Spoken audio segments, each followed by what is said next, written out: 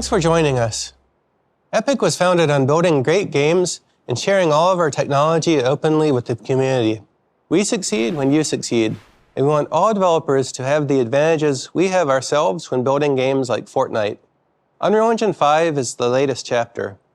We released the early access preview back in May, and the community has built some amazing things in it. Let's take a look.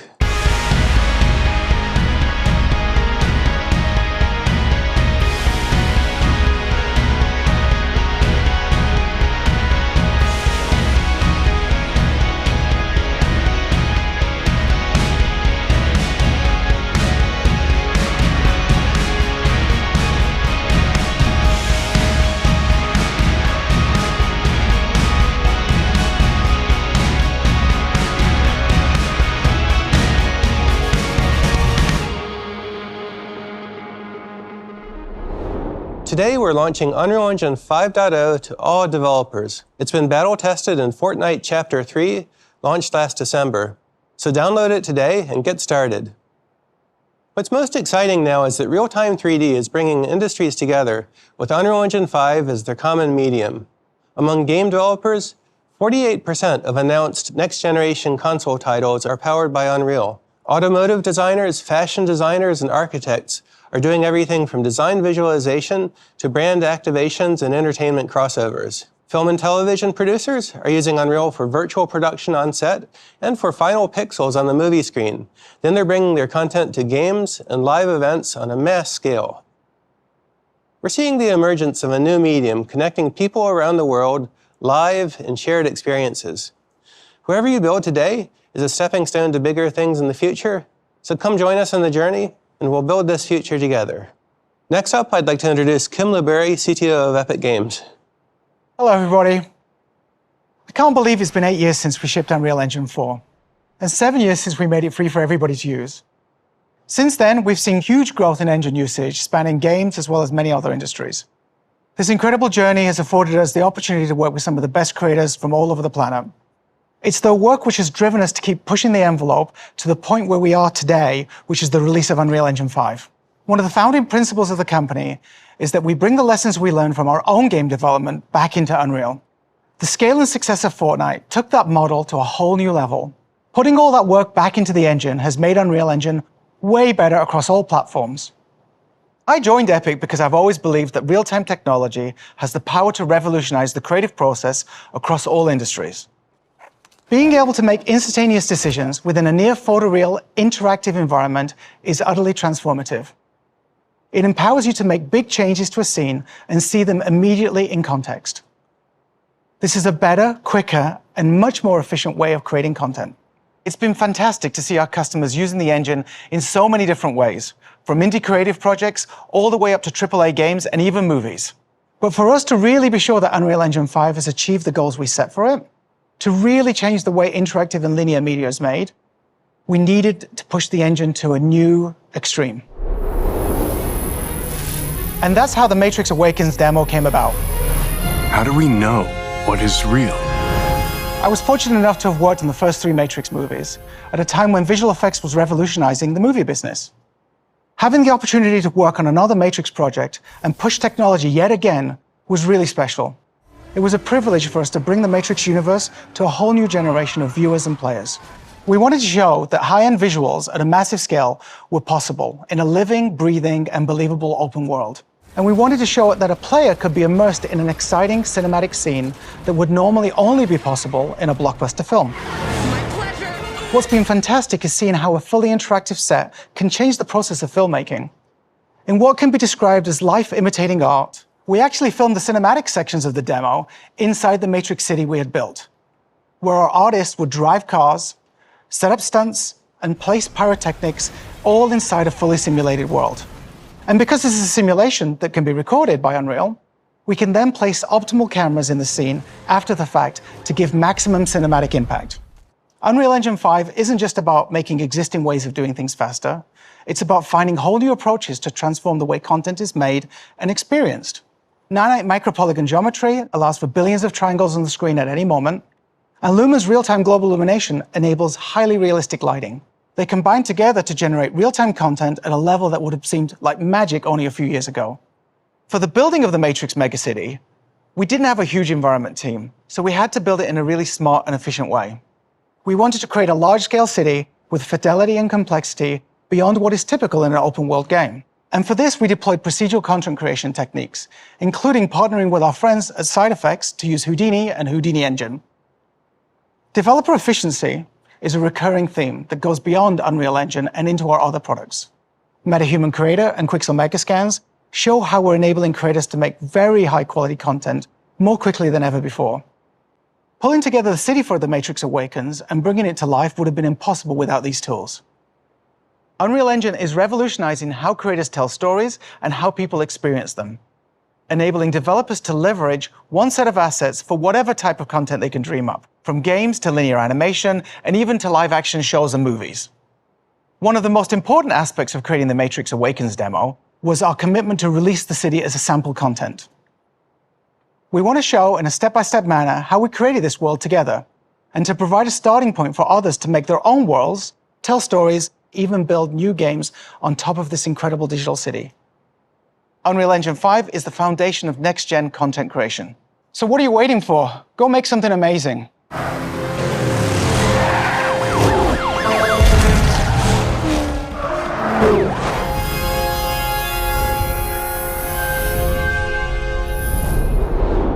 Starting today, it's never been easier to bring your creative vision to life. We built UE5 by looking at each individual aspect and asking ourselves, what technical hurdles can we remove to help developers put creativity first? We redesigned the Unreal Editor UI, making it easier to use with a streamlined, modern look, keeping you inside the 3D world that you're building. And we built tools for animation and modeling directly into the editor, enabling developers to fine-tune and iterate on content in context without round trips to external packages. Lumen frees developers to create dynamic worlds with high-quality global illumination. Nanite relieves developers from worrying about draw call, polygon, and memory budgets from a geometry perspective. And our new open world tools allow developers to collaborate in a single massive level. And to get you building even faster, alongside UE5, we're shipping Lyra, a new starter game. It's a complete end-to-end networked multiplayer game project that is an excellent foundation to build a game upon without having to start from a blank slate. It's built from modular components, utilizes Epic Online services for matchmaking, and is designed to run on PC, console, and mobile. With Lyra, you can jump in, customize it, add new content, and begin playtesting from day one. To see how easy it is to build on top of Lyra, let's jump in the editor with Zach Parrish. Okay, so here we are inside of the Unreal Editor, and this is the Lyra project. And this is the Expanse level, one of 3 different levels that ship with the Lyra project. And I'm just gonna jump right in and play the game. So I'll click the play button and boom, we're playing Lyra inside the editor. And I know there's a bot waiting for me up here, and he's gonna try to get the shotgun, and I can't let that happen because it won't go well for me. Come on, I can do this. Okay, well, saw that coming. It's probably gonna happen a lot throughout this demo. Now, what we're gonna be focusing on is how we can take this level and modify it and really start to make Lyra our own. But before we do that, I wanna call out the lighting. This level is lit primarily with just the sunlight. As a matter of fact, if I move the sun around, you can see how Lumen just takes that light and naturally bounces it around the scene. And the light is influenced by the surfaces it hits. So if I was to take the floor, for example, and just drag and drop a new material on it, like red, for example, you can now see there's red light bouncing around the scene. And if you really just want to crank it up to 11, I could drag and drop like this neon green color that I imported from the early 90s. And you can see that the sunlight hits that and floods the whole scene with green light. Now, I would never leave it that way because that looks awful. Now, in addition to bounced light, Lumen also allows us to illuminate our scenes using emissive materials. So here's a ball that has an emissive material on it, and it is casting light into the scene, but it's hard to see with all this sunlight. So let's just take the sun and tuck it up underneath the level.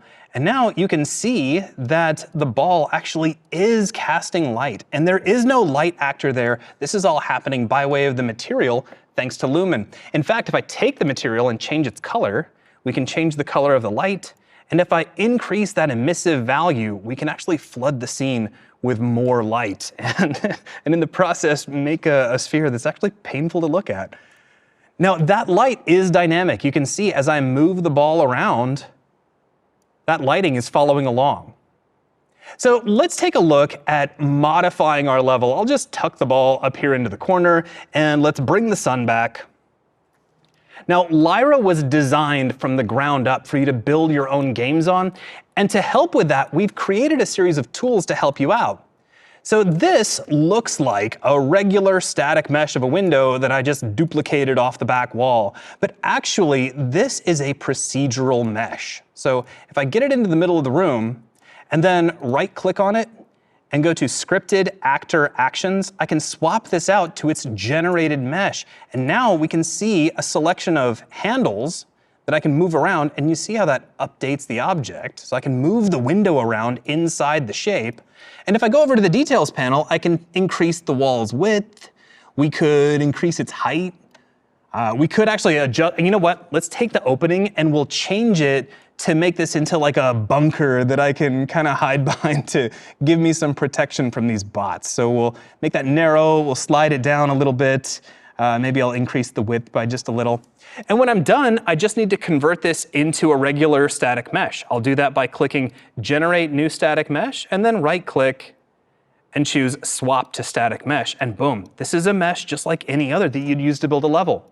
Now, of course, we're not limited to just duplicating existing meshes. If I wanted to, I can bring in fresh ones from the Tools menu that's included in the Lyra install, and you'll find that this is full of a series of these procedural tools that are all built using Blueprint on top of the already existing modeling tools in the Unreal Editor. So I can bring in this panel and just move this handle around to quickly drag out a ceiling for our little bunker. And if I'm happy with that, just right-click and swap that over to a static mesh.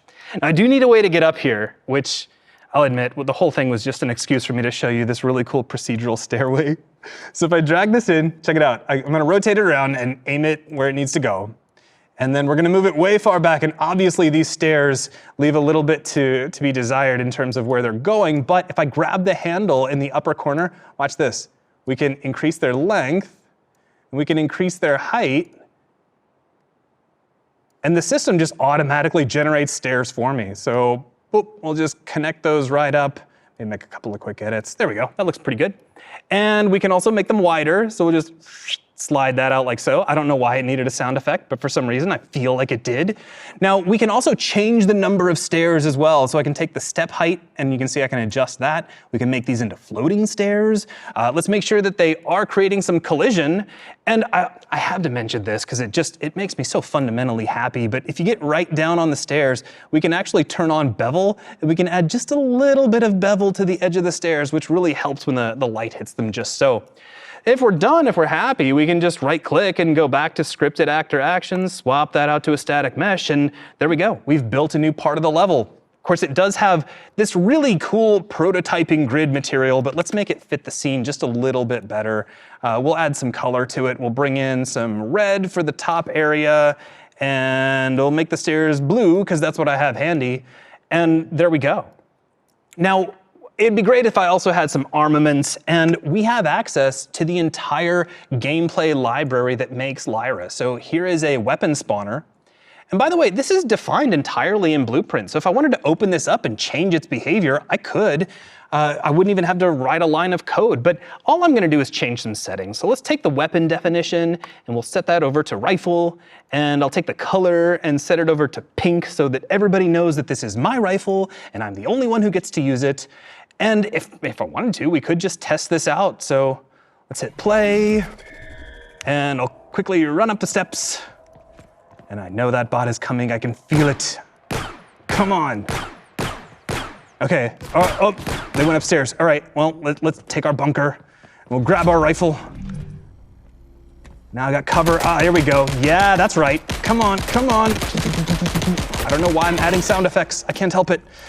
But see, there you go, just like that, I was able to change the overall flow of the level from something very open and frenetic to some place where I have cover, where I can pick up a weapon and really try to control the situation. And I did that using procedural tools that are already included with Lyra. Now, of course, we're not limited to that. We have the entire Epic Games ecosystem. We have the Marketplace, we have Sketchfab, we have Quixel Bridge, there's even ArtStation, and you can bring in content from those and really make Lyra look like anything you want it to be. So here's a statue that we actually had from a previous project, so I could just drag this in. And of course, this looks great. It has a lot of fantastic detail, but it doesn't quite fit the overall flow of Lyra. So let's just fix that. I'll just drag a new material on it. Surely no art director would have a problem with that. But the point is that you can just add whatever content your heart desires and really start turning your Lyra levels into anything you want them to be. So now you've seen how you can build your own games and experiences inside of Lyra. And this was using just one of 3 modes available inside the project. We have Elimination, which is like a standard deathmatch. We have Control, which is like a capture and hold mode. And there's even Exploder, which is like a top-down party game. And all of this is available to you today. That's great, Zach. Thanks. Even though this is the first release of UE5, we've made sure the engine is ready to ship projects from day one. We're proud of the demos we built to drive development of Unreal Engine 5, Lumen in the Land of Nanite, Valley of the Ancient for our early access release, and The Matrix Awakens, available to players around the world on Xbox Series X and Series S and PlayStation 5. But to really put the engine through its paces, last December, we shipped Chapter 3 of Fortnite on Unreal Engine 5 across all platforms: PC, PS4 and PS5, Xbox One, Series X and Series S, Nintendo Switch, and Android. We completed a rigorous process comparing the performance, memory, and stability of Fortnite on UE5 with Fortnite on UE4, and we were able to make the transition smoothly without any major modifications to Fortnite's code or content. And the Fortnite team was able to take advantage of the new editor and workflows in UE5. Having taken the plunge ourselves, you can be confident that UE5 is battle-tested and ready for production. Now, our goal has always been for all developers to be able to take advantage of UE5, whether you're already working in UE4 or starting anew. We made sure the path to transition from UE4 to 5 is straightforward and well documented, so you can hit the ground running with all of the new features right away. This is just the beginning. Future updates will include new features, improvements, and optimizations. And we're arming you with an arsenal of libraries and additional tools to put the power of creation in your hands day one. To preview some of these incredible tools, let's go to our friends at Epic Stockholm in Sweden. Hey everyone, Teddy here. High-quality photoreal content is incredibly expensive and time-consuming to create.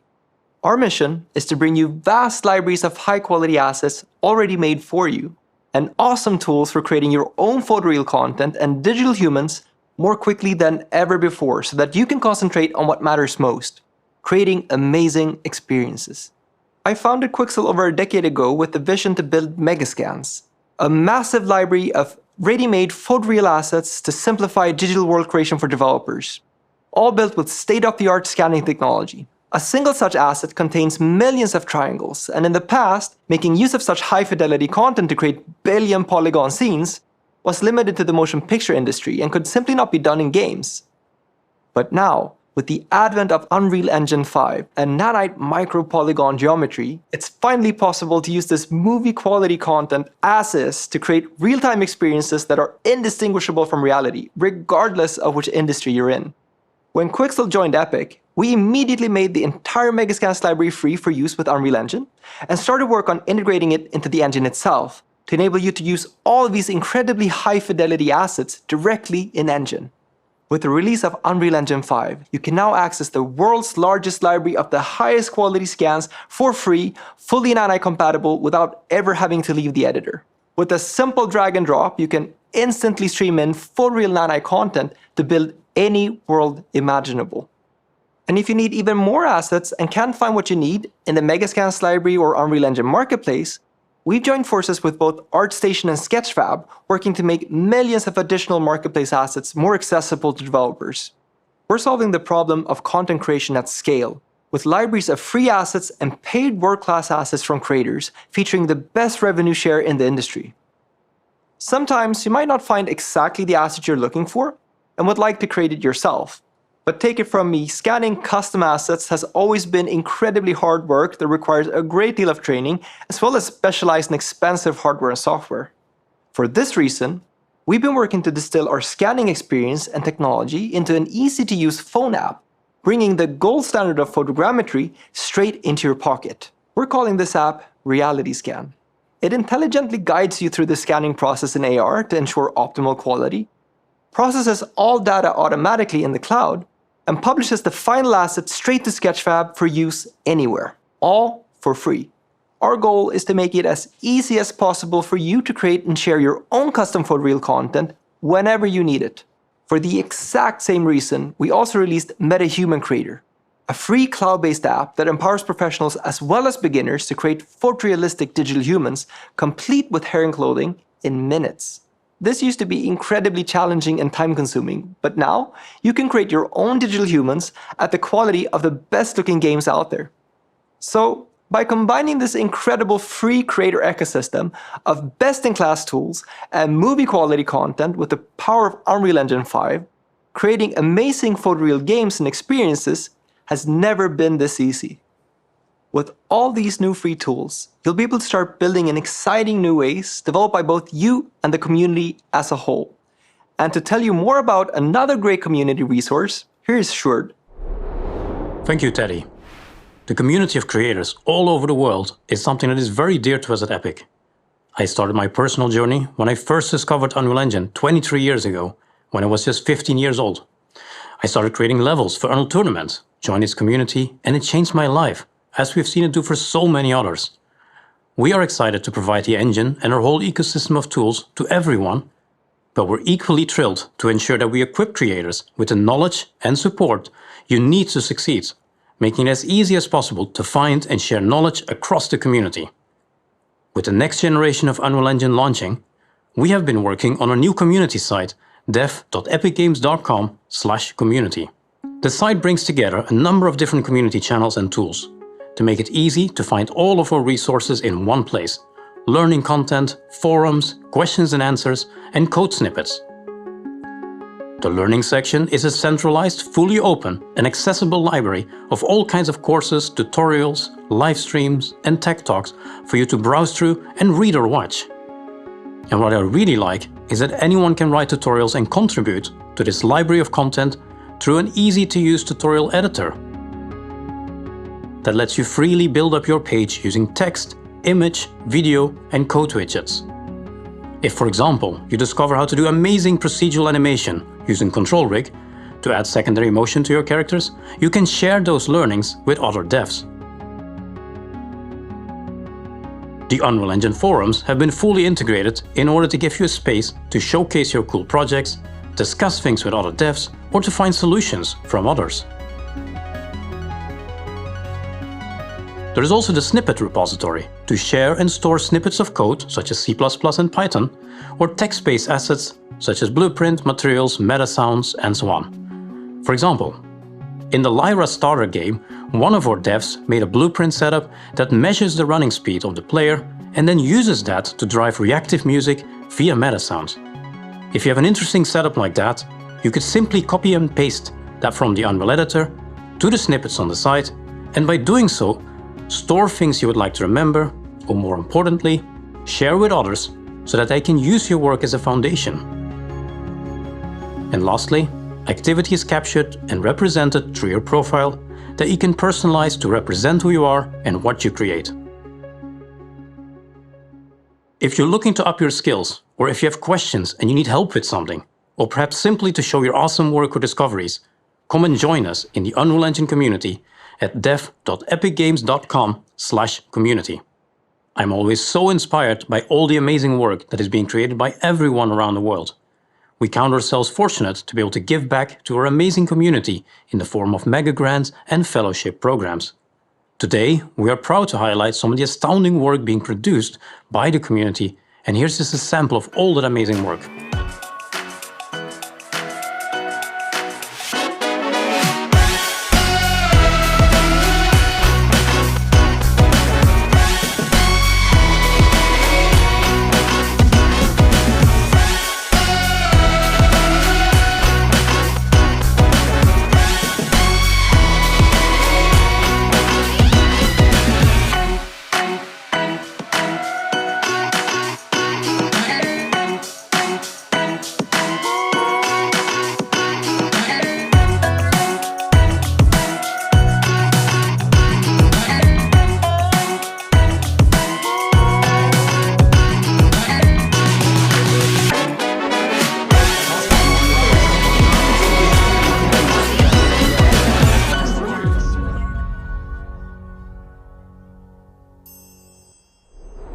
It is awesome to see so many inspiring projects from game developers, filmmakers, and creators of animated entertainment lifting up their voices and vision through the power of Unreal Engine.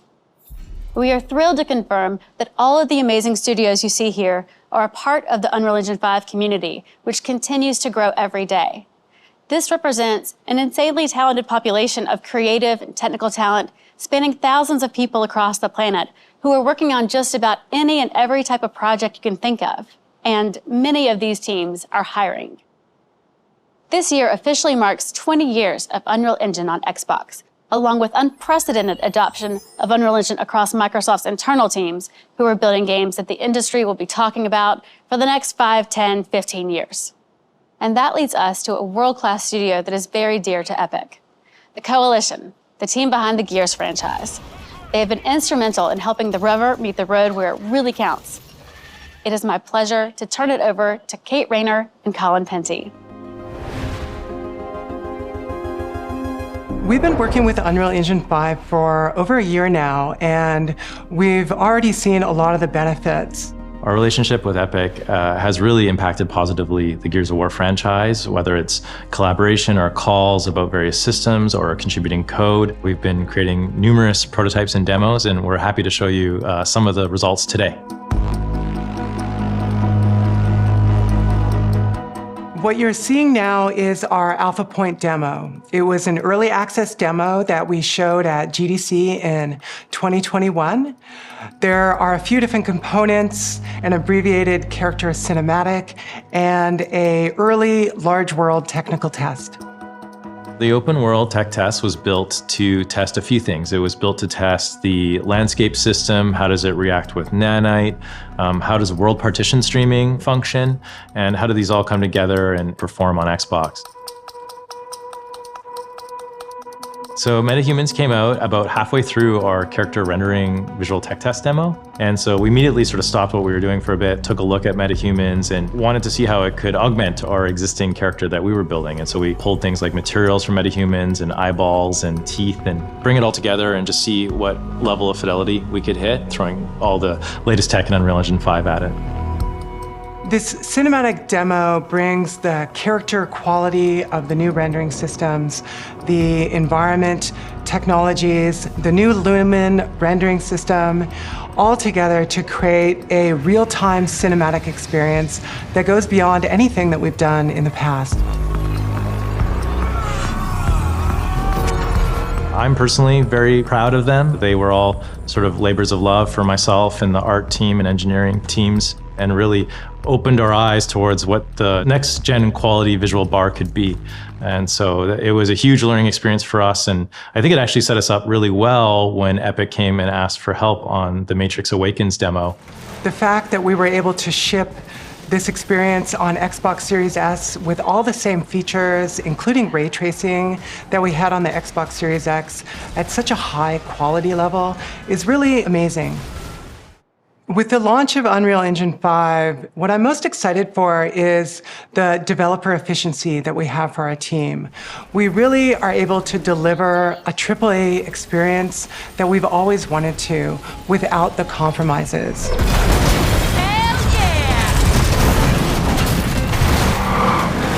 Unreal Engine 5, I feel like, is a huge game changer, and I feel like we haven't fully even realized how much of a game changer it's going to be. It basically democratizes game development across the world. And yes, there's accelerations for AAA developers like ourselves, but it also is a great entry point for indie dev studios. And so I think it furthers along Unreal Engine 4's vision of everyone can build a project and build a game, and I think it's going to change the entire industry. Thanks so much, Kate and Colin. The work across Microsoft and the Coalition make Unreal Engine better for everyone.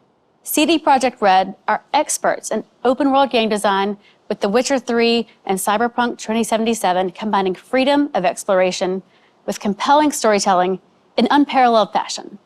Through a new partnership with Epic, CD Projekt Red is building a brand new Witcher saga with UE5. Our cooperation with Epic has just started. It was the shift towards open world support that brought Unreal Engine 5 to our attention. So there was one demo that happened last year that was the medieval environment demo, where at one point there's a notice board that looks strangely familiar to things we've done in the past, that has even a sign that says Monster Slayer Wanted. And I'm like, are they trying to tell us, come over to Unreal Engine, look how great your games could look on there? Was that whole demo made with that nefarious purpose? I don't know, but it definitely caught my eye. This opens a new chapter for us, where we really want to see how our experience in building open world games gets combined with all the engineering power of Epic. One of the things that is really important to keep in mind when talking about open world games versus, let's say, more linear games is the possibilities of the things that can go wrong, or the scenarios that you have to consider are exponentially higher than linear games. Players can go in whatever direction that they want. They can handle content in any order that they want, theoretically. And to really encapsulate that means that you need a really stable environment where you can be able to make changes with a high level of confidence that it's not going to break in 1,600 other places down the line. Unreal Engine is like a toolbox which has a lot of features, a lot of solutions already there that allow teams to just try new stuff. The fact that Unreal is used by a lot of teams already in the world, a lot of perspectives are projected into the design of the tools, and that helps the tool to be way more agile. So all in all, it's a really, really cool technology to prototype and make environments really quickly, really beautiful, and very realistic. Epic and CD Projekt Red are the two companies that really want to achieve something great. We won't stop just by developing some features. We won't stop there. Yeah, we will continue to work together to achieve something extraordinary in the end. Thank you to the CD Projekt Red team for providing this great insight into why you are placing your bets on UE5. We've touched upon how great storytellers are turning to Unreal, and this applies to many different disciplines. Whether you're a game designer or a cinematographer, that common language, that real-time parlance, is Unreal Engine 5. Few people understand this better than Aaron Sims. Unreal Engine 5 allows for a creative to be able to create anything that they've dreamed of into reality. After being in the industry for over 3 decades, I've seen a lot of changes in the visual effects industry. I've seen a lot of great innovations, but there's been nothing like Unreal Engine 5. I think it's still new to the community in some ways as far as looking at it as a storytelling tool. A lot of people think of it as a game tool or other things. And I think that there's so much capacity for storytelling. So what was exciting working on Valley of the Ancient, it was our first look at Unreal Engine 5. And all the different tools were amazing. But the control rig is one aspect that I think is really exciting. It's so important to actually have realistic movement. Not only the look and feel and the lighting of the character, but the movement has to be realized in a way that, as the audience, you believe them.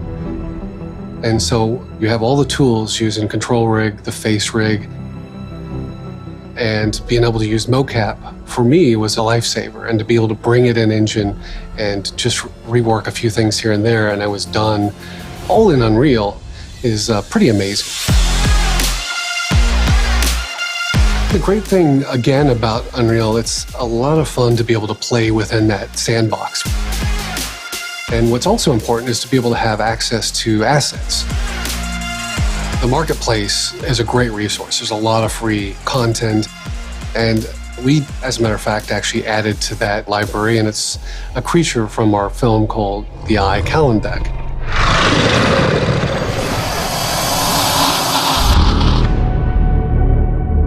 Metahumans created this ability to have an artist tell their story with a human character and believe them. The fact that the shaders and the textures, the skin, is very realistic. And even the hair and the eyes and everything have really taken the human character to the new level. When you thought about making a film or making a story, I think those limits that used to be, you can actually put those away. The fact that a small group of people can create stunning worlds that are believable and characters that have so much emotion and be able to tell compelling stories. There's nothing like Unreal Engine 5. It's an artist's dream. Thanks, Aaron. We are blown away by your work, and the sky's the limit moving forward. We are thrilled to be working with so many incredible partners who are using Unreal Engine 5 to move the state of the art forward. In fact, we have one more friend to introduce. Thanks, Dana. Crystal Dynamics is proud to be a part of the launch of Unreal Engine 5. This new engine translates into next-level storytelling and gameplay experiences. And that's why we are thrilled to announce today that we have just started development of our next Tomb Raider game, powered by Unreal Engine 5. Our goal is to push the envelope of fidelity and to deliver the high-quality cinematic action-adventure experience that fans deserve from both Crystal Dynamics and the Tomb Raider franchise. We can't wait to take this journey together. Thank you, and congratulations again to the Epic Games team. Wow, thanks, Dallas. We can't wait to see what the next chapter of Tomb Raider holds. So at the end of this very exciting hour, let's recap. Unreal Engine 5 is out and available today, in addition to the Lyra starter game, an awesome project you can use to build and ship your first UE5 game, not to mention thousands of free assets from the Matrix Awakens, buildings, metahumans, vehicles, everything you need to get going building dynamic open worlds. All of this is free to download and use, and be sure to check out the brand new Community Hub for even more resources and to help you get going and connect with other developers. Let's build the future together.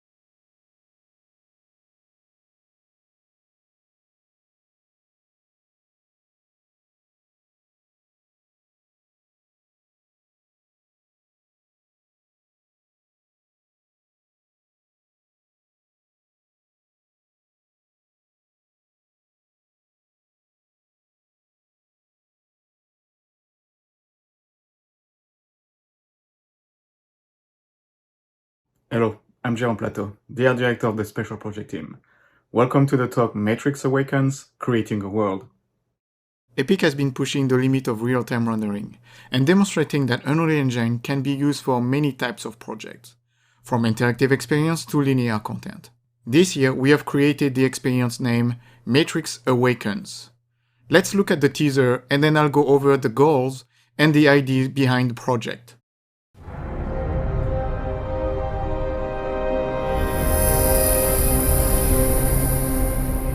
Hi, I'm Thomas Anderson. Like many of you, I work with computers. But computers are also mirrors, reflecting back who and what we are and the choices we make, the worlds we build. You still got it.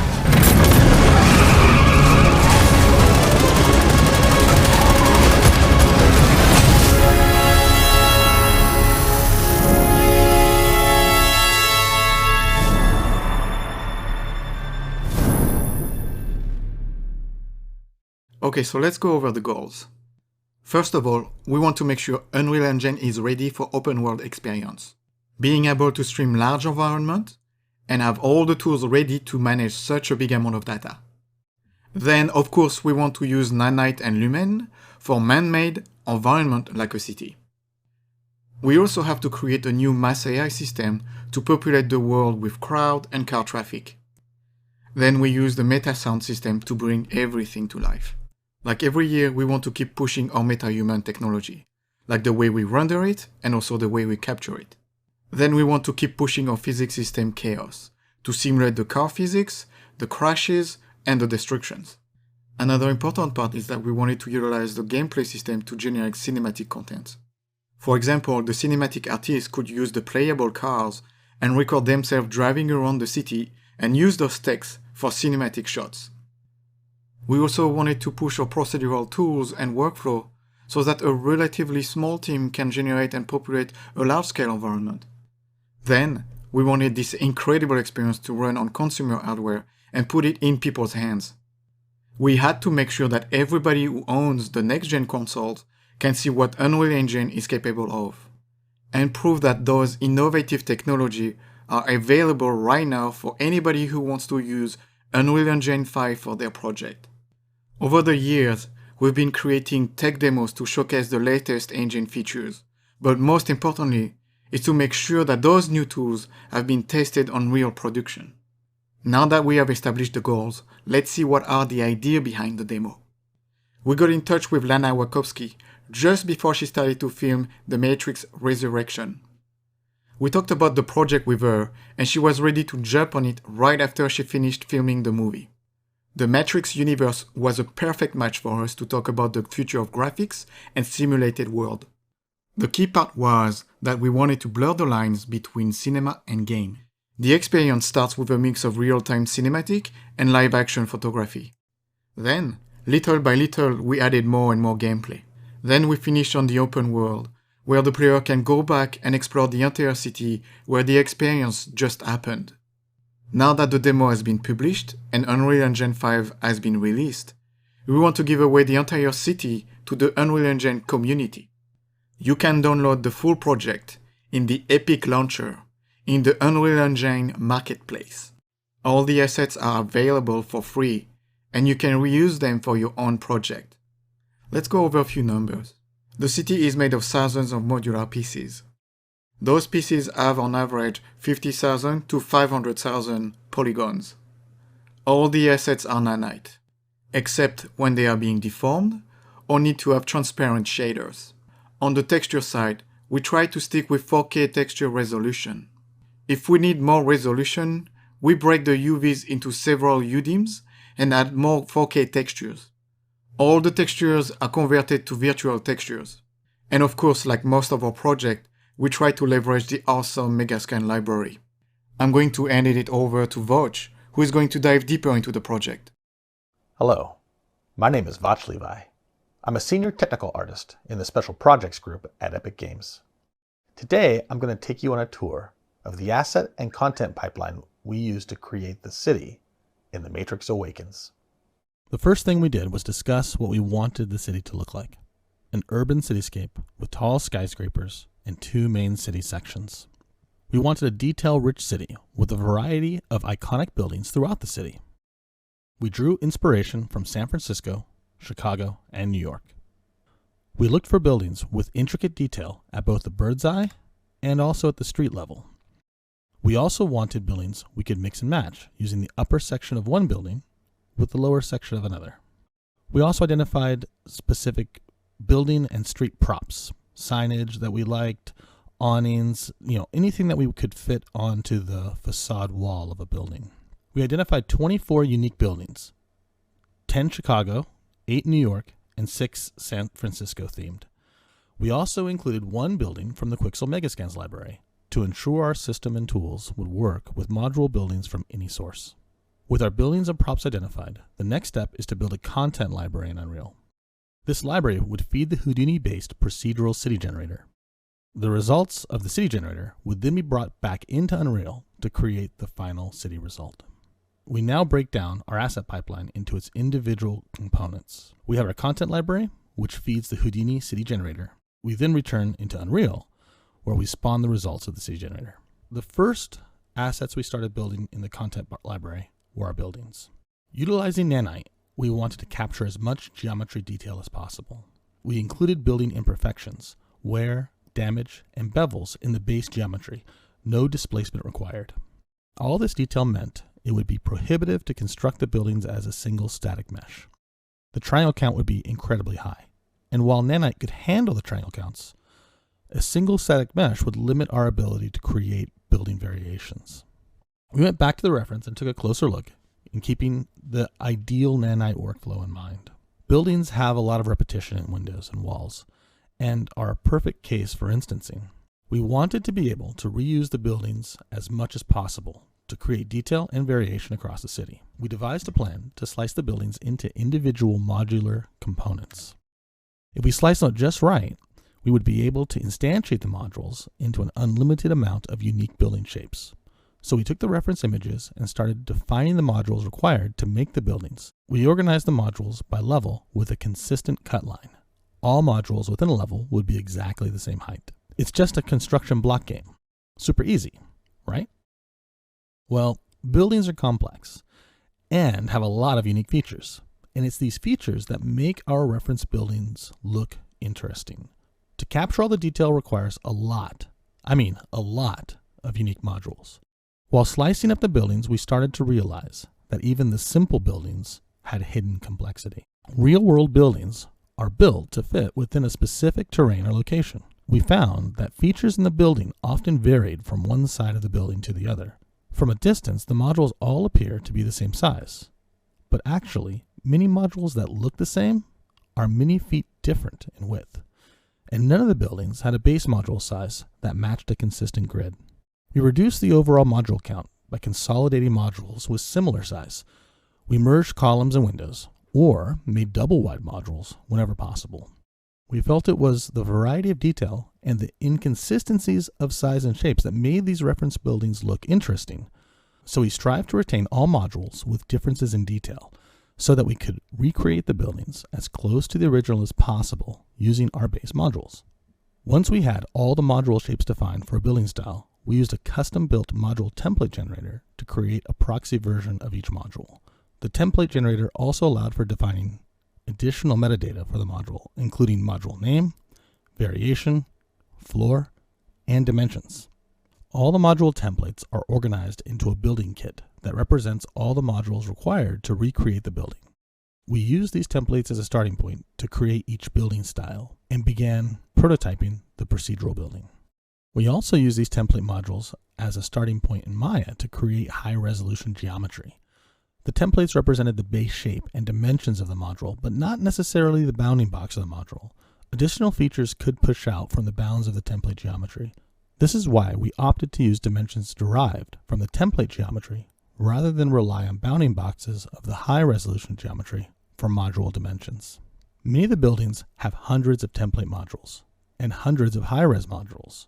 In order to keep our assets consistent and our team sane, we developed a custom importer to batch import the building modules, create the necessary folder structures, and create and assign material instances for each module. For more information on this tool, please check out our talk on building look development. In total, we created 24 unique buildings for a combined 2,333 unique high-res meshes, 2,558 unique textures, and a whopping 5,707 material instances. It's a lot of data, and we needed a way to keep it all organized. I've mentioned kits a few times so far. So what the heck is a kit? Think of it like a lens kit or a shaving kit. A kit is a single location to organize all of the building modules, a quick way to review the module's geometry, the look development, and to see how all the pieces fit together to make a building. These kits lasted the entire life of the project and were used as the work area to develop the buildings. So what exactly are the building modules? We defined a base set of modules: corner, wall, and entrance. This base set can be used to create any basic building. We also added some additional modules required to lay out more complex facades. Wall caps are designed to finish off a repeating wall module segment and are often polarized for the left or right side of the building. Transition modules sit in between two modules that may be offset from each other. They are also designed to be scaled to fit gaps. Pillars and columns are specific features that may go between window or wall modules and should not be scaled at all. Corners are broken into a few separate modules. The base corner modules are interior and exterior and are required for buildings with 90-degree or square corners. We also defined split left and right corner modules to support acute and obtuse corners. Split corners seem like a perfect solution. However, they only work for flat edge corners. Details that extend past the corner will penetrate on obtuse angles and will create gaps on acute angles. To avoid gaps, we developed a new corner type we call corner caps. Corner caps act almost like a hinge and are aligned to the average angle of both the left and right wall segments. In most cases, we were able to reuse 90-degree corners as corner caps. But on building styles with lots of facade detail, we had to create custom corner caps. We also found that corner caps offered another level of additional detail and variation, especially on building targets that contain lots of corners. Now that we have all our building modules defined, we need to assemble them to create a facade. We wanted artists to have control over how the facades would be procedurally generated, so we created an expression language we called shape grammar that describes the construction of a facade wall. Shape grammar allows for explicit placement of building modules, but also supports repeating segments, looping segments, and defining which modules can be scaled.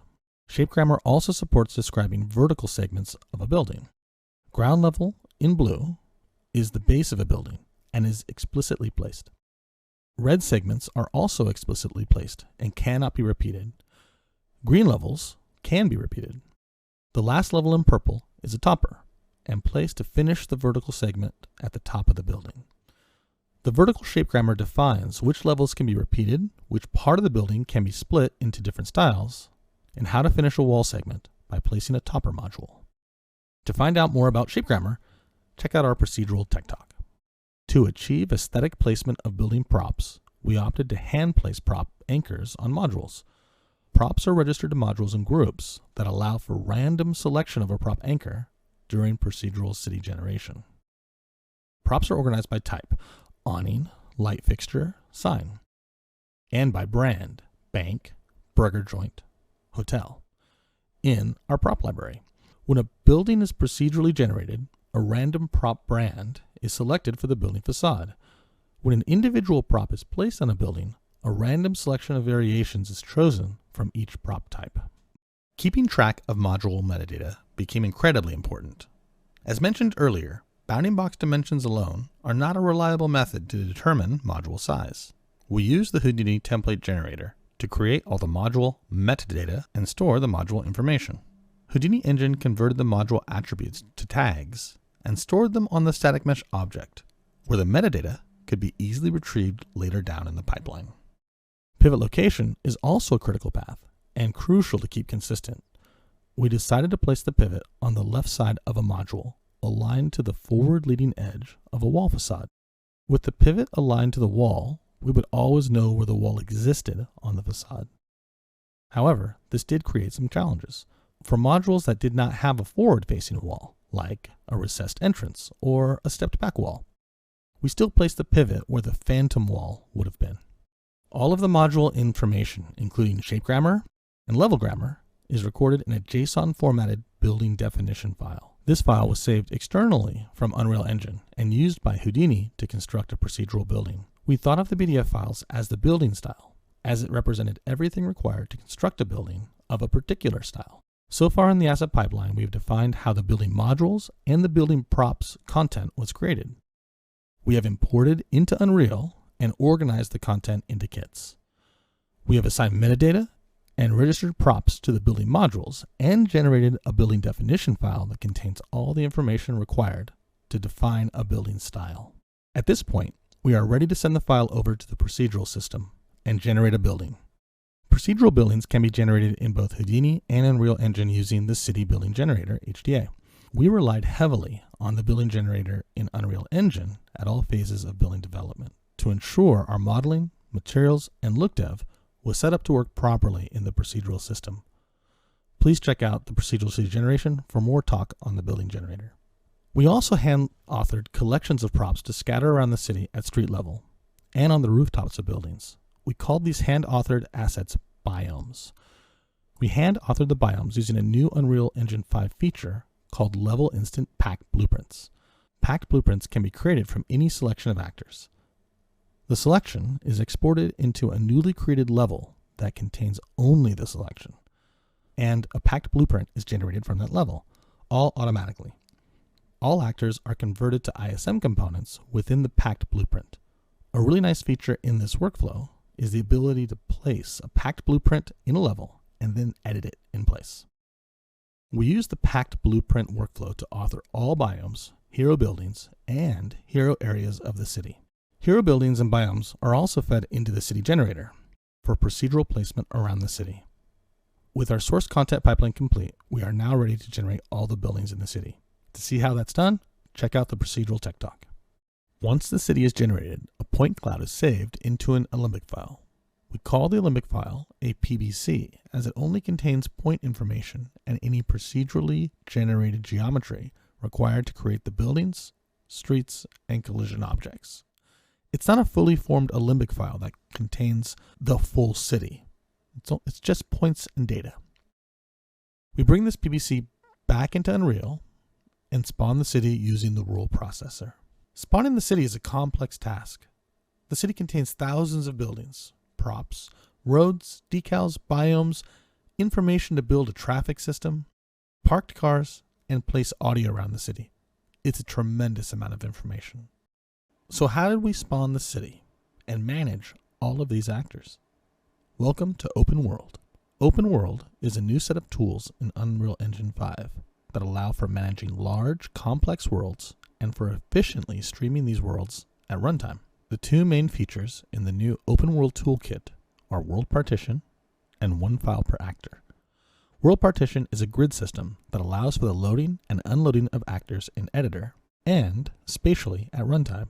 It removes the necessity of sublevels and complex logic to set up when areas of the world are active. One file per actor separates the connection between actors and levels and allows for multiple people to work on a level at the same time. One file per actor also works in conjunction with World Partition to enable loading and unloading of individual actors. World Partition also introduces a new organizational system called data layers. Data layers are essentially a way to group content with a common label that can be toggled on or off and streamed at runtime when World Partition streaming cells are turned on or off. In the editor, World Partition improved workflows and iteration times massively for our content team by allowing them to only load the streaming cells and data layers that they needed at any given moment.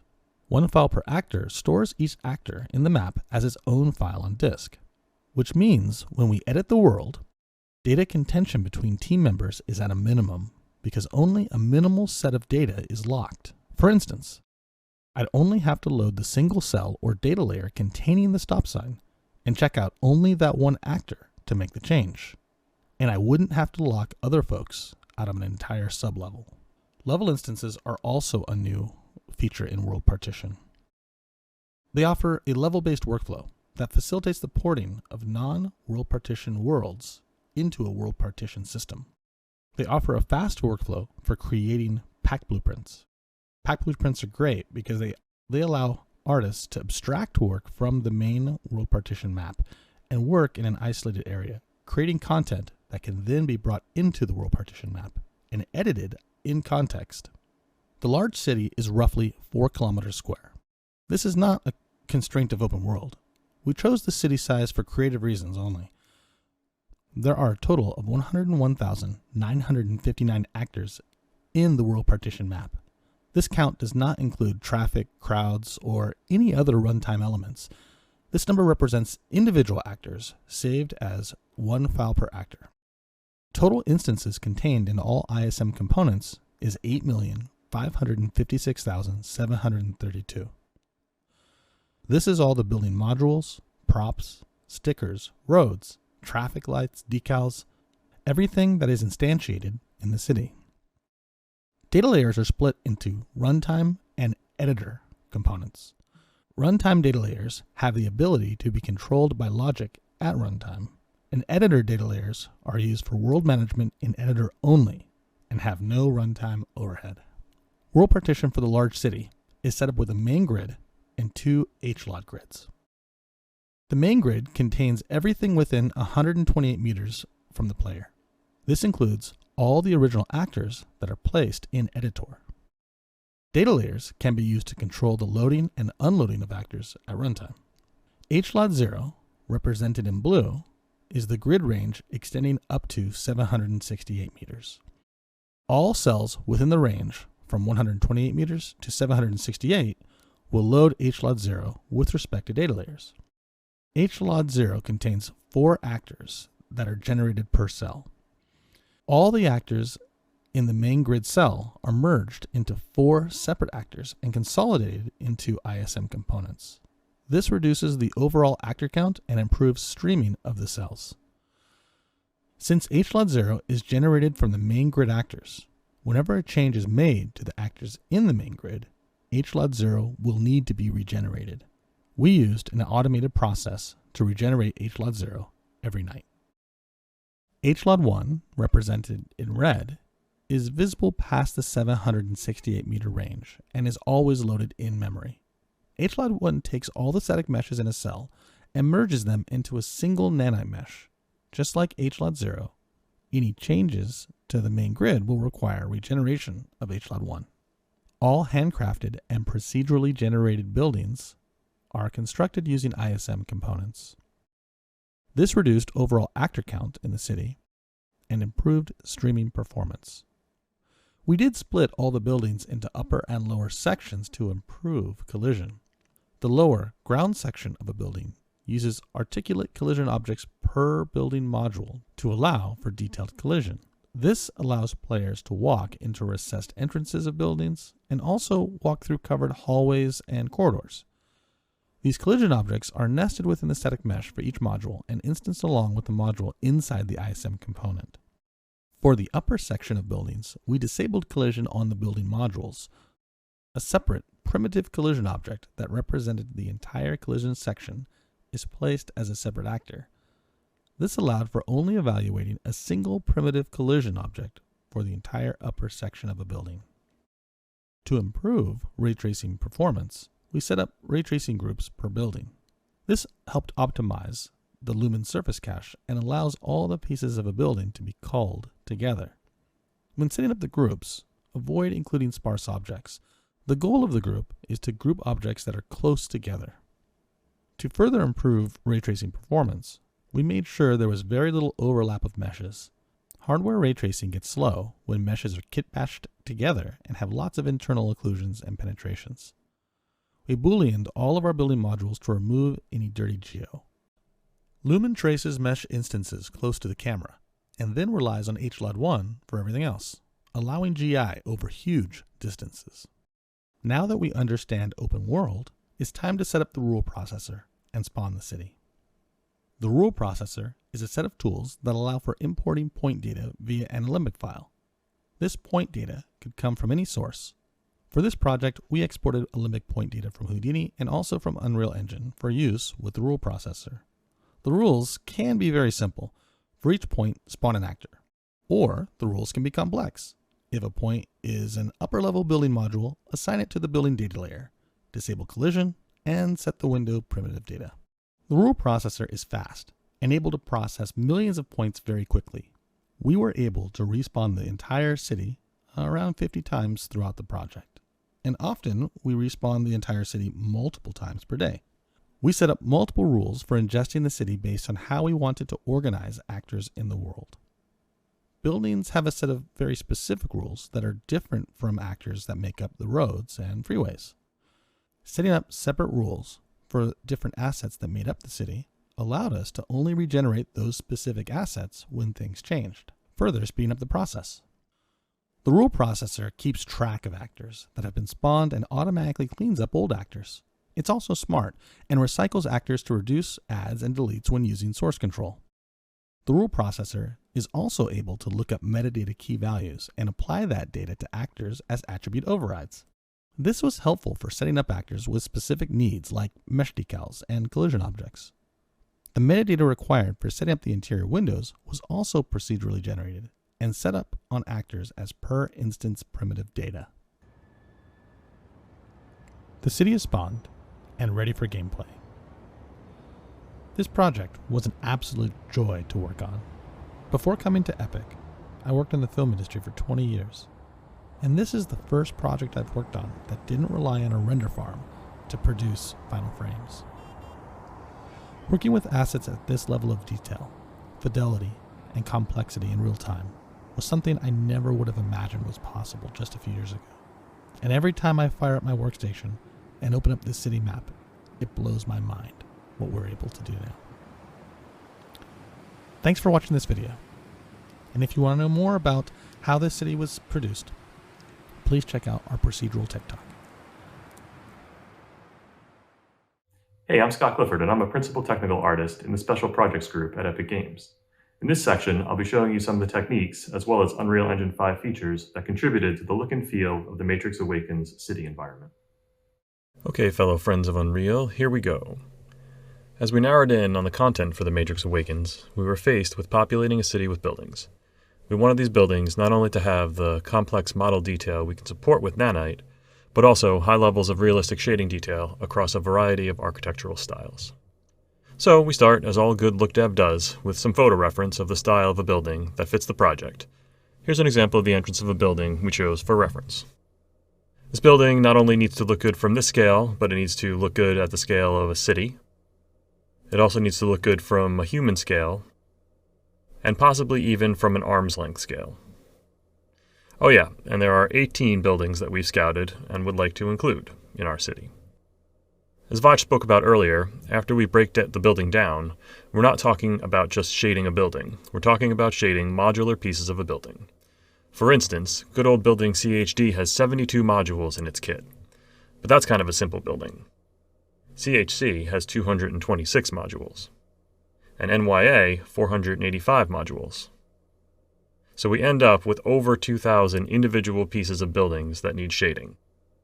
Challenge accepted. Our goals are to minimize repetition, create textures for thousands of module assets with a small team, accommodate all possible module arrangements, and maintain our PBR values in our final materials. Not so fast. Anytime we want to do look dev, we need to have a calibrated lighting setup that we trust to make judgments about the work we're doing. This is a topic that could be its own tech talk in itself, but some of the things that we consider are what kind of HDRI we're using for our sky illumination, what is the key fill ratio of the sun to the sky, and how does that relate to what we see in the HDRI, what are our post-process volume settings, and many other details that you can check out in the City Sample asset pack where we include this calibrated lighting setup.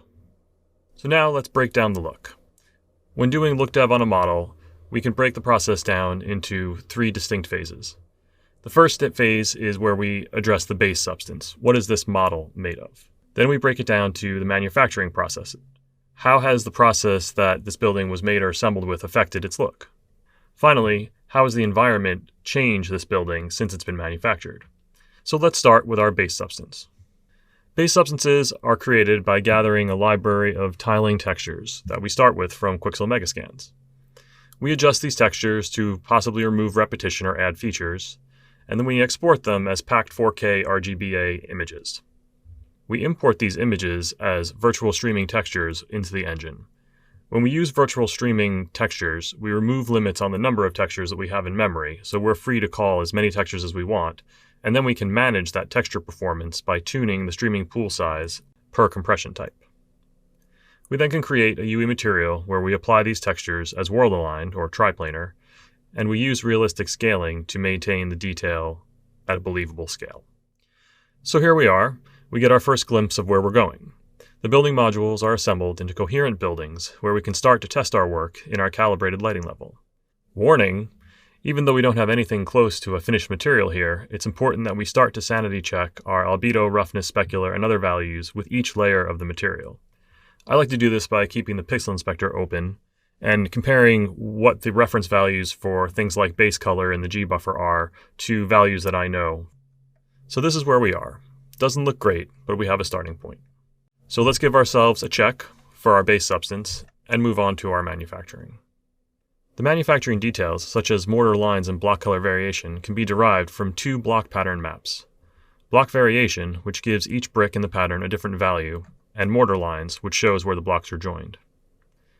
At this point, we could decide to fire up a 3D paint package, hand off these textures, and have our poor texture artists paint these maps onto all 2,000 building modules. However, what we'd end up with is every module having the same pattern in every place it's used. This doesn't give us variation when the same module is used many times in a building, which was one of the goals we started with. So maybe there's another way. Before we get to that, we also added a couple crevice masks to the block patterns where staining or drips might be heavier. We'll use these later when we consider how fabrication details affect the environment's influence on our look. So we take our block pattern textures and combine them into a single 4K packed texture using BC7 texture compression. We use this compression to try to maintain as much detail in each channel and avoid channels bleeding together during the compression process. We carefully inspect all our reference and determine that we would need a collection of 5 stone block patterns and 3 brick patterns to cover the architectural style found in our city. But how are we going to store all these patterns? Let's talk about UDIM textures for a second. UDIM is simply an automatic UV offset system that assigns an image into a specific UV tile. So the mapping between the number that is found in the image file name is then used to offset that image into UV space. This allows us to use multiple low-resolution texture maps, producing a higher resolution result without using a single ultra-high resolution image. UE supports UDIM texture imports and stores them as virtual textures. We take our block patterns, and each pattern gets 10 variations in a 2x5 grid. Each variation has identical bricks at the left and right edges. This is going to help solve the problem of building modules that are aligned next to each other. We line up these 2x5 grids in a single 10x5 UDIM virtual texture. It's time to UV the modules. What we do here is a trim sheet approach where we carefully unwrap our modules and lay out the UV islands on our giant UDIM block pattern with the goal of producing modules with fabrication details that can seamlessly tile with multiple different neighbors. We lay out all islands in the bottom row. They will be procedurally offset into the other variation rows in the material. We use style columns that are 2 tiles wide, so module islands could be large and cross the border of 2 tiles. Most modules use 2 to 3 types of block to achieve the right structure. Now, in our material, we add functionality to use these block pattern UDIM textures for mortar line color, also for per block base substance variations of color and normal. We use per instance random to pick different rows of UDIMs and remove block variation and repetition. We end up with 4 UDIM virtual textures that provide all the brick and block patterning for all 2,000 plus building modules.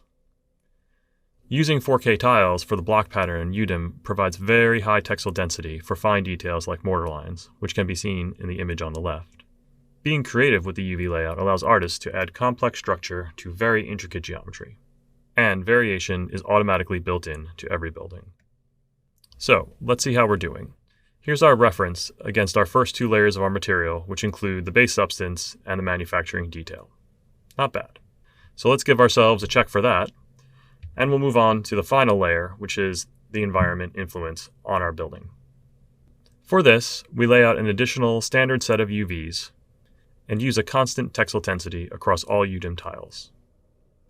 We recommend to use constant tile size. We did not do this where we had some tiles in our UDIMs which were 4K and some were 2K, which becomes difficult to track as the textures go between different departments.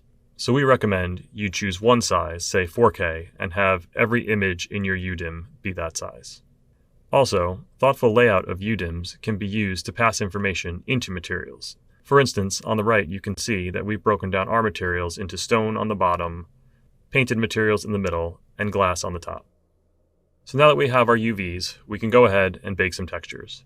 First we bake a set of utility signals per module that include multiple AO distances, curvature, world space position, and other signals. We process these utility signals in a DCC and output our environment masks, which we then pack into a single texture. We pay attention to how these signals behave near module borders because we don't want neighboring modules to have sharp lines between them. We also can use a low texel density because our details will be added in the material. So here you see our crevice occlusion, edge wear, drips, and broad occlusion. This makes up our packed environment mask. Every building module needs one, so there are 2,000 of them. Luckily, since this process can be automated, no artists were harmed in the making of this texture. So now that we have our texture, we can continue to build our material. We use the packed env mask with multiple scales of world-aligned tiling detail and macro breakup. We create material functions for all of our environmental influences, including grime and drips. Here's a glimpse at that environment material. You can see that we use material attributes to layer the manufacturing and environmental layers over the base. You can see this by the one spine that kind of travels through the graph from left to right below. We use material functions along this spine to share these layers between different materials. For instance, here's our drips material function in the upper right. So let's check back in with where we are. We started here, and now we're here. Just a reminder that aside from the precise UVs needed for the block details, everything else you see here is handled procedurally. No hand painting, no placing decals. Here's a glimpse of where we are with our building material at a few different scales. So let's go ahead and give ourselves that last check for our environment layer of our material. Now that we have our building material, we need to assign that material to all of our instances. We start with the global material at the top level, which is the parent of everything below. We then add instances at the global level to set parameters that might be changed across every block material in the whole show. We also add an instance to set the kind of textures, for instance limestone in this case, and then we add another layer which sets a color. We then add an instance at the building level. If we wanted to change the color specifically of CHJ, we would address that here. There are 18 of these, one for each building. We then add an instance at the kit level, which allows us to make changes per floor of buildings. Finally, we have an instance for every module in which we set the specific environment packed texture that we need to use for that module. There are over 2,000 of these, one for every building module. So, with this many modules, one might ask, how do we get all of this data into the engine?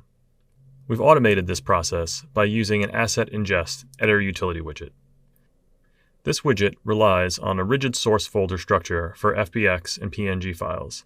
It then provides the actions of importing static meshes, textures, building material hierarchies, and assigning textures to material instances. Once we completed our building material and began to examine it when we put it into the world, we noticed there was a bit of a disconnect between the bottom of the buildings and the sidewalks. We addressed this by building a flat skirt mesh for all building modules. These meshes were then placed procedurally by the building generator prop system. So let's move on to our window interiors. Here you can see an example of what we created. The technique we employed begins with interior mapping, which is used to fake 3D geometry with parallax on flat 2D cards. On the left, you see some typical interior mapped rooms. These are from RoboRecall. On the right, you can see our Matrix Awakens office interiors, which include simulated 3D furniture and non-uniform room size. So let's compare some techniques to achieve this look. On the left, you can see a fake room using interior mapping only, and on the right, there's the actual geometry.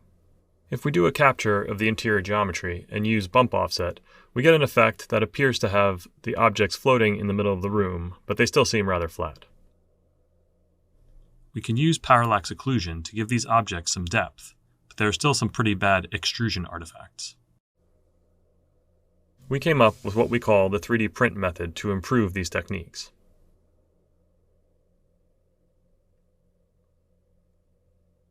Let's break that down.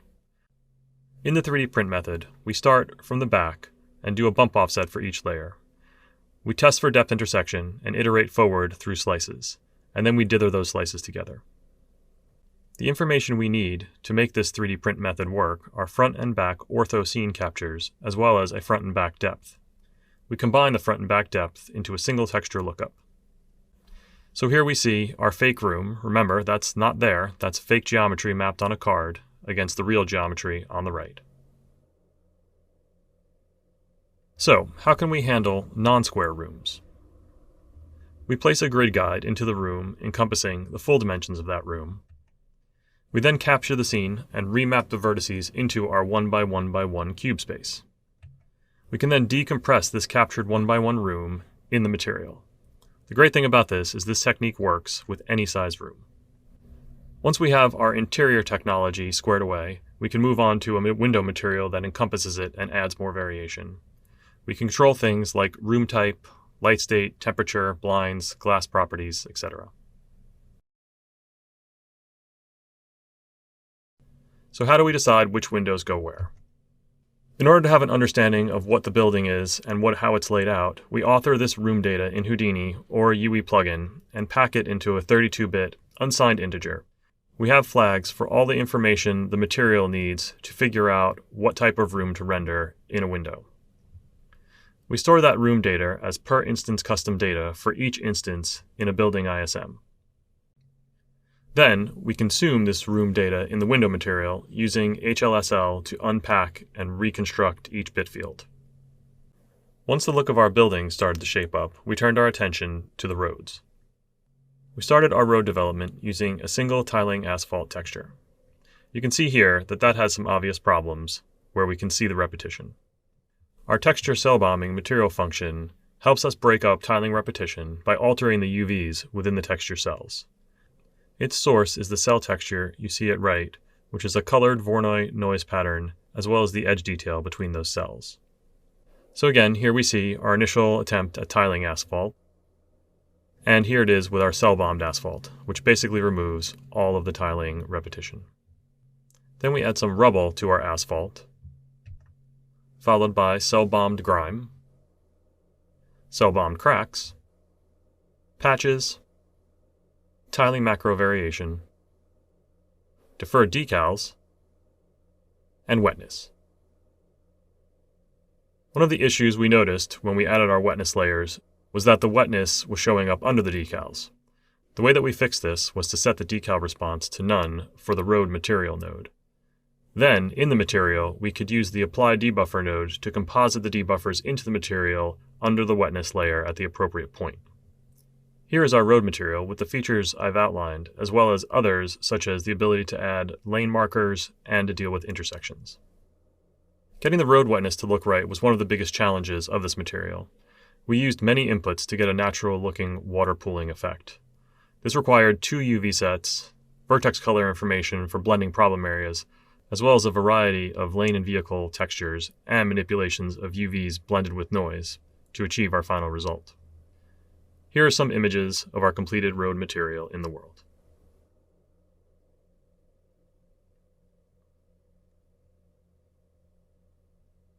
So let's turn to rooftops.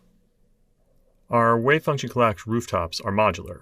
To avoid the UV nightmare, we use world-aligned projected textures. But some buildings are not XY aligned, so we need a way to keep the roof grid and line details aligned with the edges of the modules. You can see here that as we rotate the building, the grid lines on top of the roof stay locked to the roof surface. We accomplish this using a Z-rotation aligned world space texture projection. This projection sticks to the rotated object's orientation, but freely tiles in X and Y. We do this by calculating the actor's Z orientation, and then rotating our absolute world space by the calculated amount. Here are the material nodes for that technique. So let's change gears and talk a little bit about our dynamic global illumination and reflection technology we call Lumen. Here you can see a scene with Lumen activated. We immediately notice the effects of all the light hitting the building facade and bouncing back toward camera. We see that indirect light produces soft shadows under the vehicles and is responsible for all of the light under the freeway. We also see detailed reflections on the vehicles. Here we see the same scene with Lumen turned off. Lumen on, Lumen off. We like to say that Lumen helps us light the shadows by providing real-time GI and reflections. This was very important in our world since we often have buildings blocking the sun, we had wet road reflections, and we have plenty of highway overpasses that shadow the sky where there is no direct illumination available underneath. Lumen has also been extended to support huge environments. It has a massive view range which is accomplished by tracing to mesh instances at small distances and tracing against H-lot at greater distances. Here we see Lumen operating at city scale, where a shaft of light on a building is clearly taken into account in the indirect illumination of a building all the way across the street. One of the most important parts of Lumen is that it is dynamic. It instantly updates, so you have no lighting builds. You can change your time of day, you can have moving cars, characters, and destruction that are all computed and taken into account as the light is bounced around and the reflections are calculated. When this project started, one of the ideas was to have a night mode where we would illuminate the city, not by the sun, but by many practical light sources. Using Lumen for night mode was a happy accident which was discovered while exploring the world with the sun and sky off. It became clear that lit only by millions of emissive window meshes and no place light sources, Lumen was able to propagate that lighting in a realistic way to give the city a nighttime look. And finally, Lumen uses hardware ray tracing on consoles, which allows high-quality reflections where characters are represented. I hope this talk has helped you understand how we used Unreal Engine 5 to create the world of The Matrix Awakens. As this undertaking was very much a team effort, Jerome, Vach, and I would like to extend our thanks to all the talented individuals at Epic who contributed to the work you've seen here. Thank you for watching.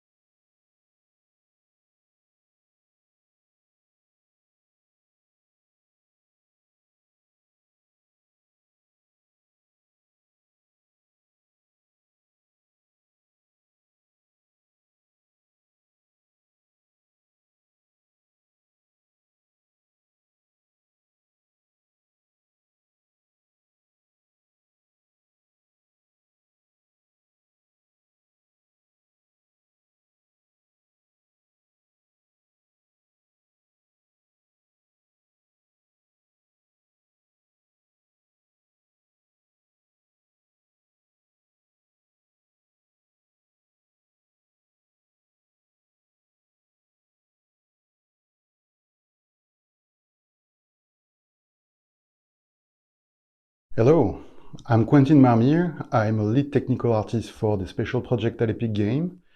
And today we are going to present with Robert Osborne and Julien Marchand how to generate a world for the Matrix Awakens experience. The procedural city generation. So let's look together on how we have created a fully procedural city generator. Using very few simple inputs like basic splines, we have created a tool that could generate on the fly an American-like city. We will describe how we have used Houdini and Unreal to shape and art direct it to our needs, and how we have used point clouds and the neural processor pipeline to generate it on a daily basis. This is a living autonomous city, 4 by 5 kilometers wide, with 260 kilometers of streets and 512 kilometers of furnished sidewalks, more than 7,000 unique buildings, 18,000 traffic vehicles, and 35,000 pedestrians aware of each other and respecting traffic rules. We will go over the step-by-step process that were required to make this work and what were the constraints we have faced. How it generates quickly a virtual world made out of 8 million nanite instances that provides incredible amount of detail from the smallest piece of trash on the ground to the nuts and bolts at the top of a building. And how we ended up regenerating that city 53 times to refine its procedural rules over and over and become what you can explore today in the Matrix Awakens experience. We've tried to use the full potential of Nanite, Lumen, Open World with Unreal Engine 5 to offer the most detailed virtual experience we could. But first, let's introduce one of the main tools we have used in the creation of our city, Houdini from Side Effects. Hello, my name is Mai Ao. I'm the lead technical artist on the Side Effects Labs team. First off, I would like to thank Epic Games for the pleasure of doing this presentation together. I would also like to thank and acknowledge my former colleague Paul Ambrosiuson and my colleague Damien Panud, who have contributed greatly to this collaboration on the Side Effects side. Side Effects is the developer of Houdini, a high-end, comprehensive 3D solutions platform with a procedural node-based architecture. With more than 25 years of history, Houdini is widely recognized in the VFX industry with more than 1 Academy, Scientific, and Technical awards. You can think of a Houdini pipeline like a factory. Nodes are like machines that perform specific tasks. The machines can be chained together to form sophisticated networks, like industrial assembly lines. The designs of these assembly lines are entirely up to you. Finally, the pipelines can be streamlined and organized into factories, aka HDAs. So, all the controls you care about are exposed, and the rest is fully automated. What makes Houdini special is you can go from easy to understand low-level tools to a complex high-level factory that when looked from the outside does some sort of magic. The core purpose of a procedural pipeline is to serve the artists, to give them more creative controls and fewer headaches when they need to redo work. More importantly, a procedural pipeline is also scalable. You can often accomplish more with fewer people, as developers' time is valuable. The architecture of Houdini makes it possible to integrate the software's compute power deep into the pipeline. A pipeline is about a lot more than making 3D models. With Houdini, a lot of the user stories that can be encapsulated as tasks can be then translated into tools.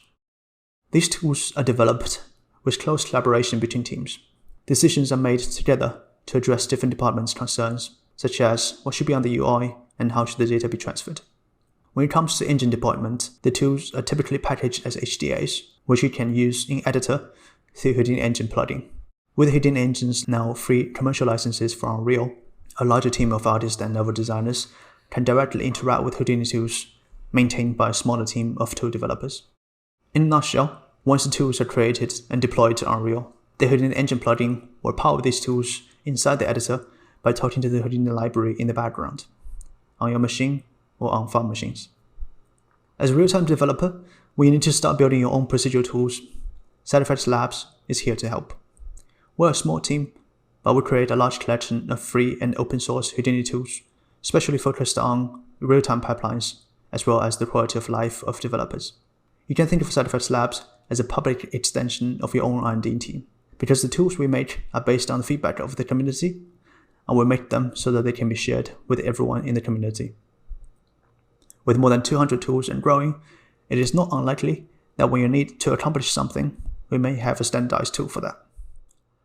Labs tools span everything from modeling, photogrammetry, UVs, texture generation, asset export, third-party integrations, and more.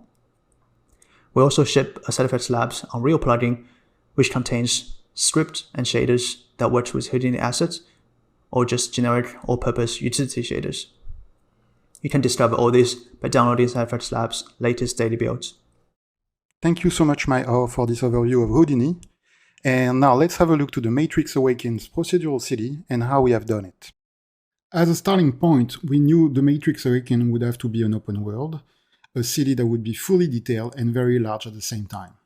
We established that a 4 to 5 kilometer wide city would provide the ideal playground for the experience that we had in mind. We knew this environment would be the base for a lot of departments to work on and that they would need to be provided with updated data as we are modifying it. This had to be automated. We also knew that it would have to be procedurally generated because of the relative small size of our environment team versus the sheer size and level of detail we were aiming for. All of this was also considering that we would use Nanite technology. Nanite has changed the game. Because it removed all polygon limit and the resolution at which we can have details, now that 1 meter square can have up to 1 million triangles without worrying about performances, a city of 16 kilometer squares would have 16 trillion triangles. This brings a new problem. The size and the amount of assets on disk becomes a limiting factor. Also, bigger assets means slower iteration and less flexibility. We can't just brute force our way through. We have to find a smart way to slice the world. Early on, we were considering the use of OpenStreetMap. But unfortunately, the data it provides is arbitrary, unique in size and shape for any given place. That is too much work to translate and adapt, and that creates too many unique assets. Same would go for the natural follow-up of OpenStreetMap, creating a mega mesh of the city. But for the amount of detail we were after, that wasn't a viable solution. What we need to do is quantify the world, and make our own construction set to build it. We would then rely as much as possible on instancing. Our work becomes then how to slice and dice a realistic world and replicate it the most precisely possible with those bricks. This is especially complex because in the real world, you will always find a piece that is almost impossible to reproduce with your bricks. That is where having full control over the geometry of the city becomes so important. We wanted to keep a tight grip on how much of the arbitrariness we would allow. First, we would start with a specific tool designed to create the base of our city, the city layout tool, or how to procedurally generate an American city pattern. It would only require two main inputs to start, a basic shape and the path of the main arteries. With few attributes and options available to adjust the road network setup, it would give you an American city layout. The rest is figured out by the tool. With only few spline inputs, it tries to procedurally recreate an American city pattern. We relied on the find shortest path Houdini node to create the arteries. And at last, the tool is calculating the best fitting grid pattern to match to the size defined by the user inputs. The tool can procedurally create an infinite solution of different cities. The next step is the city zoning. We have used this extra utility to define zones with specific attributes like a commercial or residential zone, but mainly to shape the cityscape. In a way, this becomes the vertical modeling tool of our city. We have used Houdini Engine plugin inside Unreal to be able to design the city directly in Engine, although the tool could also be used directly in Houdini for the rest of the procedural generation. This was a user-friendly way to model the cityscape, and we made a lot of back and forth with the art director and the cinematic department to shape it the way we wanted. Once we are done with the base city layout, the tool is outputting a big soup of metadata that would be used by downstream tools to produce the city. That would include a road network, the lots definition, and the sidewalk network. Among many other attributes we could also find in there, the road connectivity, the traffic density, or the pedestrian density. With this soup of metadata ready, we can now feed the city processor and start the final creation process. This dependency graph shows an overview of the key components of the city tools and their dependencies from top to bottom. This is important because in the procedural flow, it shows where we will need to regenerate the city in the case we were to change a role at a given point. The dependency graph is broken up into three stages: the city base, the city core, and the set dressing. And this is an overview of what the graph would look like inside Houdini, with all the actual visible dependencies. The first step in the creation of the city is to well define the roads and their geometries. In order to do that, we take the road network provided by the city layout tool. It is composed with spline made out of 2 points. It has a 3-layer road hierarchy that carries all the metadata it needs, like the road width, the road IDs, number of branches per intersection, etc. We then trim each road section by a carefully calculated amount based on the angle at which the road connects, and leave enough room for the intersections. Each road section would then be filled with the adequate number of road modules. For each width, we have 3 available modules, 20 meters, 10 meters, and 5 meters subsection. This way, the entire road geometry is mainly made out of 9 basic bricks. Because the sections can technically have any possible length, we keep some room for a little bit of scaling on the smallest 5-meter module. For the intersections, we are filling up the leftover room with road modules scaled to the appropriate length. We then set their pivot at the intersection center, while they aim outward toward the road sections. Once properly calculated and assembled, the road modules are replaced by their higher resolution counterpart. This represents the geometry as it would appear in Unreal. And the road processor would then output a point cloud that would be used to instance the module inside Unreal using our road processor pipeline. The road module would have 2 sets of UV, plus a relative vertex position stored as vertex colors for maximum control with the shading. It would feature some tapered skirt on the side to ensure smooth connection between them, and would also have a bit of curvature to add a bit of realism to the world. Once the road network and precise road footprint is established, we can move on to the extraction of the traffic information. Using the metadata of the roads, we would trace splines for each lanes and interconnect them to create the traffic base grid. We can briefly mention here that this network of splines contain all the information about the traffic and would later be imported to Unreal via a point cloud. It would then be interpreted by the traffic tools to be turned to a zone graph. Julien Marchand will cover more in detail this topic later in the presentation in the section Bringing Life to the City. Next in our city generation process would come the freeway generation. For the city's freeway, we knew that the chase sequence would happen at least in part on it. This had an influence on the organic and tentacular look of it. We were after an iconic landmark, easily recognizable in the city, with complexity and pillars for the cool cinematic parallax effects. Around the needs of the cinematic department that were mostly focused around the big exchanger, we have built the rest of the freeway path. It is composed of 2 closed loops, 1 overhang passage, and 55 access ramps over 25 km of usable freeway. To iterate quickly, our designers needed a way to edit the freeway and find what would work best for the chase sequence. An Houdini asset was used in Unreal and would take an input curve to generate a simple freeway deck geometry, allowing designers to create a good path for the chase. There was a lot of back and forth between the designers and the procedural team to make sure the freeway's shape would serve the demo well, both in look and function. Once the shape of the freeway was locked in place, the designer's input curves were brought from Unreal to Houdini and embedded into the city graph, keeping the freeway generation as part of the main city process.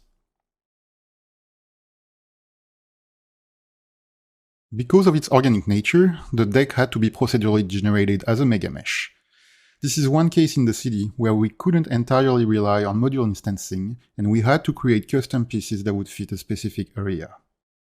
The megamesh would later be divided in smaller chunks of 100 meter size, so it can fit the open world streaming workflow and help Lumen for performances. All the other set dressing pieces, the barriers, pillars, signs, and debris, are nanite instances scattered along the freeway path.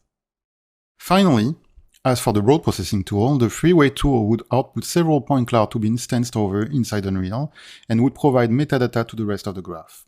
It would output several sets of meshes, including the freeway deck and its collision proxy. With the road and the freeway generated, we can now move on to the lots processing and the building volumes generation. For the lots, we start from the basic lots definition provided by the city layout tool. Remember that it also carried the height information defined by the cityscaping we had done earlier on. We first need to ensure that we won't rise buildings where the freeway is, so we remove it. After several layers of geometry cleaning and filtering, we are subdividing the lots. The subdivision is using an algorithm that ponders building height versus available surface. The more the surface, the larger the final footprint can be, but only if that is to support a tall building. Of course, we introduce a little bit of random in that process to not make it look totally linear. The lowest building height are automatically divided into New York-style lots with the typical staggered style subdivision. As the subdivision is done, you can notice in red all the lots that have been filtered as non-suitable for building, either by their shapes or their topology. This is where we have introduced a system to ensure we would cut down on producing arbitrary data and try to quantify the world a bit more, introducing the building DNA. Each building of the city would be described by a custom DNA. The DNA starts with the footprint. We have created 17 of those, and any building in the city would have one of this shape as a base, so we would always know what to expect. Once the footprint is established, we added few attributes to complete the DNA. The size in X and Y, its position and orientation in space, a height of extrusion divided into 3 layers, and as an extra bit of variation, mostly for taller structures, we also added the possibility for any building to be either cubified or with staggered floor like the Empire State Building. As the last strand of the DNA, we would assign a specific building style. With this technique, we could create an infinite variation of buildings, ensuring every single one of them would be unique. We can now replace non-suitable parcels with our collection of footprints and ensure they would fit the original space available. For the rest of the subdivision, we simply replace them with our available footprints. It works in 2 stages. First, we adjust how much percentage of a given footprint we would like to see in the city. We then ensure it would be compliant with its given building style. This is important because each building style has a limit on how it can be built. A minimum wall length under which the building generator will not be able to fit the module that composes it. More on this will be described in the procedural building topic later on the presentation by Robert Osborne. The final part is the creation of the building volumes themselves. Populating the rest of the needed DNA strands with some global controls, we would add a little bit of extra noise to adjust the overall feeling of it. We could finally choose how much of a cubified or a staggered building we would want to see. So before Robert covers the procedural building more in details, we will go over the rest of the city graph, and in our next step we will look at the creation of the ground. The ground would be under high scrutiny since it's where the player would spend most of its time. We needed here more than ever a very high fidelity in the asset and thus the needs to use instancing elegantly. This represents our collection of sidewalk and floor modules. We didn't have availability for displacement directly in engine, but that wasn't a problem. Since Nanite remove all triangle limit, we end up pre-displacing the floor tiles. Using modified megascan surfaces with their displacement maps, each tile could count up to 500,000 triangles. This gives you a level of crispiness and fidelity that we could have never achieved otherwise. So now, as the city layout tool has provided us with a network of splines for the sidewalk and the lots definition, we could take those meshes and have the sidewalk processor within the city graph ingested to scatter our module collection adaptively. Dividing each sidewalk section in a similar fashion to the road modules, it would fit the correct number of tiles, solve the corners, and the ground coverage area. And here we can see how the sidewalk processor works at different sidewalk connection angles. It would calculate how many tiles needed to make the sidewalks, randomly assign types, and solve the external and internal corners independently. Notice how for the inside corner, the 2 triangles pieces scale non-uniformly back and forth to adapt. For the ground itself, we would subtract the building coverage to save a bit of surface, and then cover it with a point cloud where the density would be adjusted to its ground tile size. If you recall the 500,000 triangles pre-displaced piece shown before, here you can see how many times we would use it over the city ground. 2.5 million times, that is. Yeah, that is 1.25 trillion triangles for the ground itself. We wanted things to look sharp and good. And that shows the same point of view inside the engine, with on the right the different instances that compose the ground. A little close-up shows you the final result more in details. This is a good representation of what the procedural teamwork was on the Matrix Awakens experience, a giant puzzle solving with instances. Now that we have our ground covered, we can move on to the set dressing of it. First, we would harvest and filter all the areas that are left untouched, basically where there are no sidewalks or no buildings. We have defined 3 main leftover zone types to describe the city: the plaza type, the freeway type, and the parking type. To populate those areas, we would use our instance-packed blueprints workflow, also shortened biomes, Those are pre-assembled packages of assets, and this workflow is described more in depth in the presentation from Levi, Creating a World, that I invite you to watch. To distribute those biomes among the leftover areas, we have used the scattered technique using the UV space of the zone. With the UV layout node of Houdini, this is a very convenient way to let it scatter objects while ensuring that they would not overlap with each other. For the use of the city graph, we had developed our own version of this tool and called it the packing scatterer. It would take each dependent zone, measure its longest edge, and take it as orientation reference. It would then try to best fit the biomes together with the possibility to choose between different patterns and angles. We have used this tool literally all over the graph to procedurally populate areas in an organized fashion.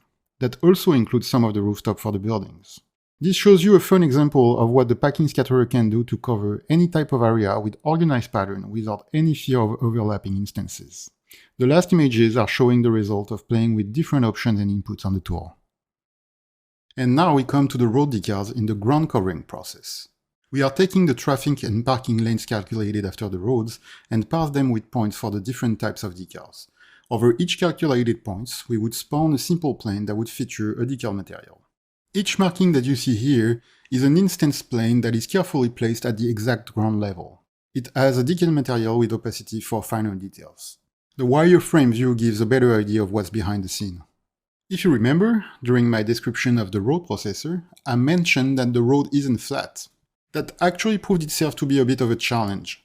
For bigger chunks like the crosswalks or the tire marks, the plane would need more subdivision to adapt to the road topology. This is why we have used here a different approach. The curvature of the road makes it a totally arbitrary object, and this was one of the cases where we had to use a mega mesh. So here, the bigger planes were projected on the road geometry to match its topology, and then assembled to a bigger mesh. Another interesting challenge with the decals were the solving of complex intersections. A procedural graph would analyze and interpret the lane system to create believable markings, draw rows, and basically add life to it. So now that we have produced a full procedural city, we have control over every single bit of information. So we can easily extract it and provide it to the audio department so they can work their magic. To provide this data, we would cover the final city result surface with a 3 meters density point cloud on which we will store the metadata. And by using a proxy geometry of the city, we would use its own ambient occlusion and indicate to the audio team at any given point the amount of reverb it can expect. Or tell them what type of sound it should produce. So that now we had a good overview of the city generation process, let's have a glimpse of what the Houdini graph is actually like. This isn't all of it, but it gives you an idea. This graph would take about 25 minutes to produce a totally new 4x5 km city with its 8 million instances, meaning that in 25 minutes, you could have a new city solution entirely different from the previous one. As a final look at the city generator tool, this is an accelerated demonstration of all what we have covered in this presentation. This is a 1-minute speedrun for a small city example that demonstrates how you can generate a world all the way to have it as a playable experience in Unreal.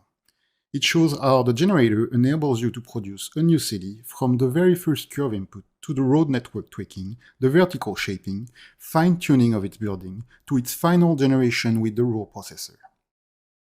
In this last part, you can actually see the road processor in action for the generation in Unreal, although this topic is covered more in detail in the presentation by Levi, Creating a World.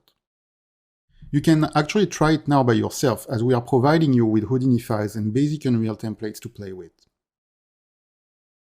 So, some fun statistics to look at, and among those one that is very interesting to mention and that represents well how the city processor would work. Over the course of the project, we have regenerated the city 53 times. For every generation, we would scout the city and look for what we can improve in the procedural rules, fix bugs, add details to it, and finally regenerate the city, at least in parts or sometimes globally. That process, including the import in Unreal with the road processor workflow, was possible in a couple of hours for the final version. Meaning that technically we could have had an entirely new city to discover several times a day if we were to change it. Let me now introduce Robert Osborne that will present more in detail the process behind the building generation. I'm Robert Osborne, a senior technical artist at Epic Games. I'm going to talk about the building generation in the Matrix Awakens demo. Let's talk about the procedural building generation in the Matrix Awakens demo. In the prototyping phase, we wanted to keep workflows as simple as possible, one DCC straight into the Unreal Engine. Houdini and Houdini Engine are obvious choices for prototyping procedural ideas and workflows. Iteration speed is king when you want to evaluate concepts. We did a lot of prototyping and iterating. A great example of this ethos is the building module template generator, quickly allowing building module proxies to be created on demand to specific sizes. A building shape grammar system was needed to make the building generation as agnostic as possible, avoiding hard-coded behaviors that would constantly need to be reworked and debugged. This is what I started with. Wow. Looking back, I am having a hard time understanding it myself. Luckily, we were still prototyping and iterated on the shape grammar look and feel. Here, the building generator is being used in Unreal to add an extra building to the small city level. Let's reposition the building to fit on the pier properly and change its dimensions.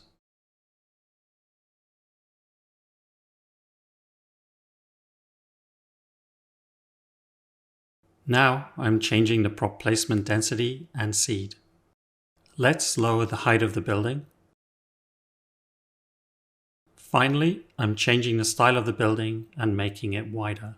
There, done. Building added. As we entered production, we had a good idea of how the city graph data would drive the building generation. JSON was chosen as the format for the building definition files during prototyping. An automated BDF pipeline was implemented in time for production, giving human-readable data that could be edited quickly to validate and debug with. The data fed to the building generator consisted of volumes with a BDF tag assigned per primitive face. Here, each color on the volumes represents a different building style. Here, we can see how the data flows inside the building generator in order of operation till final output. Output was in the form of point clouds and roof geometry passed into the city graph or directly into the Unreal Engine using Houdini Engine. Input volumes were cleaned carefully to give the best chance for cleanly sliced floor primitives to be generated in a consistent and ordered manner. The assigned building definition file tag allows the floor intervals to be calculated from the BDF's level dictionary, and the volume is sliced accordingly.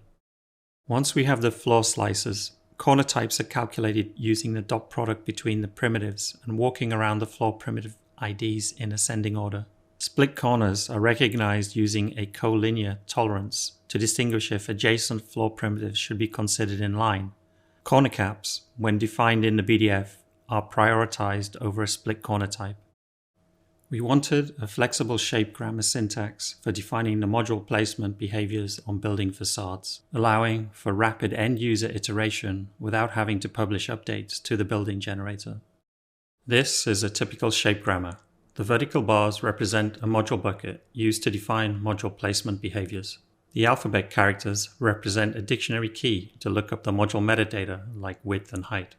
Circular brackets are used to define an infinitely repeatable macro pattern of modules.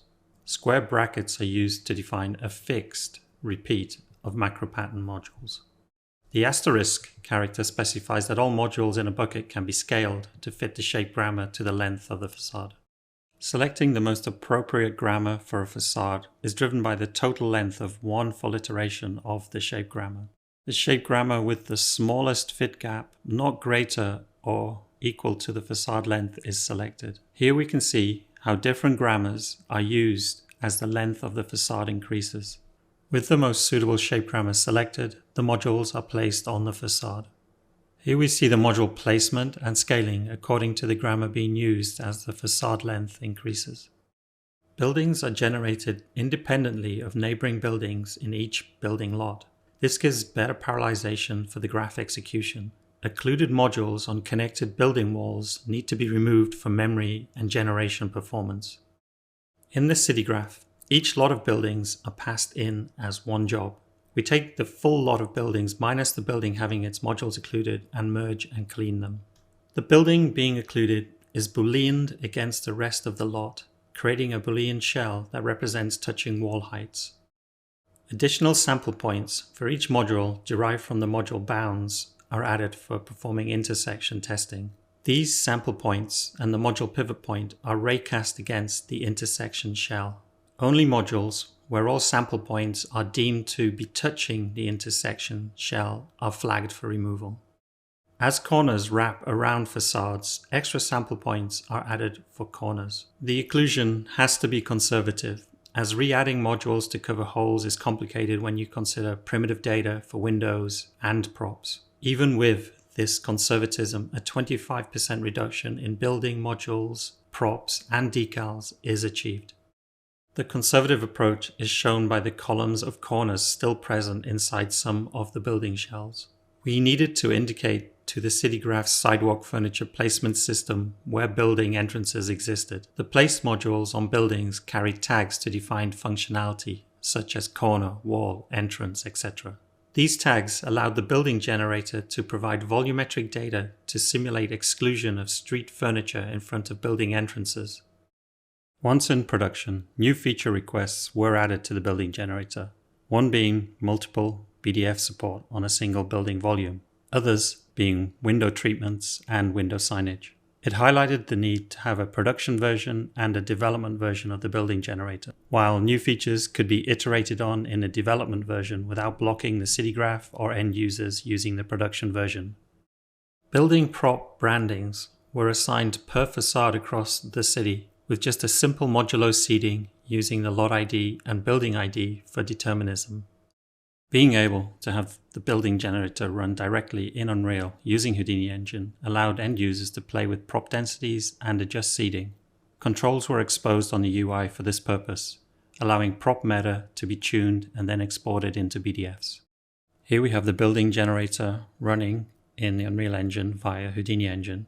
On this building, I want to place fire escapes on it interactively using the volume overrides functionality. The volumes are given their override functionality by adding actor tag strings. For example, the word fire escape is used for placing fire escapes. The override volumes are passed to the building generator using the exposed tag volumes input. Let's change the prop branding and extend the red coffee shop props to continue into the recessed courtyard area. Again, using a volume with an actor tag to represent the desired branding on the props. For the window cube map primitive data, we wanted to create believable functional rooms. We built a connectivity array along each facade of modules that have a window tag. With this, we can determine the maximum size of a room that can be placed. After placing a room, all instances in the room get a room ID, and we move to the next window module without an assigned room. This continues till the facade is full of assigned rooms. A Vex dictionary holds several seeding arrays to select rooms based on the building function. In the movie, you can see lights being switched on per floor ID, then by room ID on each floor, and finally by room size. For window treatments, window helper objects were added to level 1 modules to define the surfaces of the windows if present on a module. This data was stored in the prop anchor points for each module using the helper category. We needed a subsystem to populate window signage. We knew where each building entrance was and only placed signage close to entrances using the window helpers. The window signage data is exported in a building definition file for use with the window composite system. Composite layouts were selected by the assigned facade branding. The prop placement vex code with different filtering was used to place the composite layouts in place of a normal window frosting instance, which would be removed during the signage pass. An internal vex dictionary was used to encapsulate placement rules, brand groupings, and functionality with certain masking used for building styles. All the roof geometry was derived from the input building volumes. Building a one-stop recreate all roof geometry from the floor slice primitives was too complicated, and edge cases popped up with every tweak. UV generation and scaling controls were added to deal with unique roofs which could not be instantiated. The UV controls were exposed on the building generator UI for end users to evaluate good default values. Building volumes developed from simple cubes to complex cubified volumes. Split roof support was added to deal with the complex volumes as best as possible.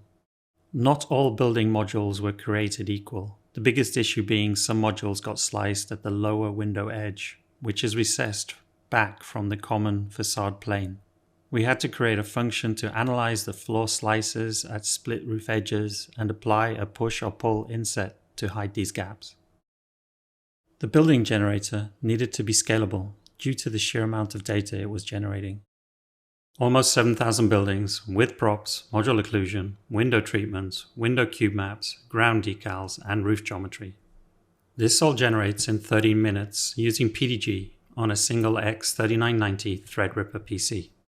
Some datasets from the large city generation.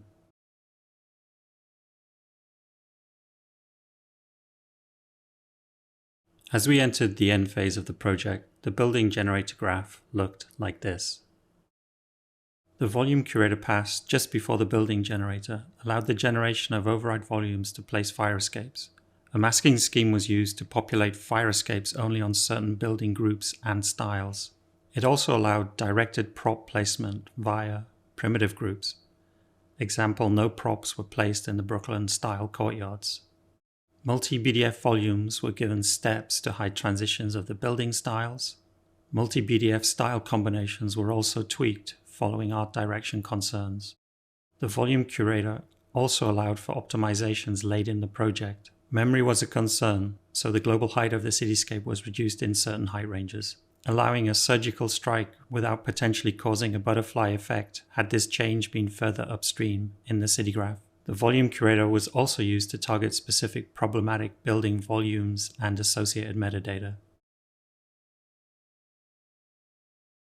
So, while not directly involved in the building generator, I wanted to mention a workflow we started using for referencing viewpoints in the city.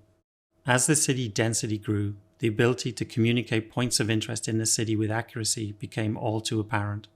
We started to use the Unreal Editor command line Bugit to snapshot points of interest for quick sharing, tagging in channels with a screenshot and a Bugit Go string, till we reached the pinnacle and Jira's contained Bugit Go information.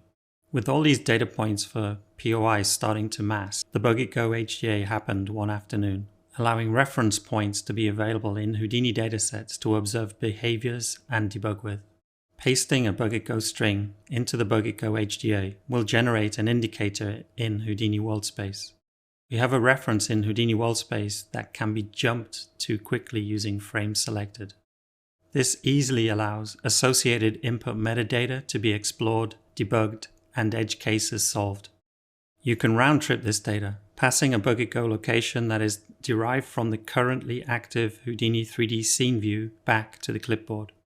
Pasting the clipboard back into the Unreal Editor command line gives a super quick back and forth for cataloging and exploring the city dataset. For bugs, this is especially efficient to get the location of an edge case generation, to examine the metadata and step through your graph and debug with.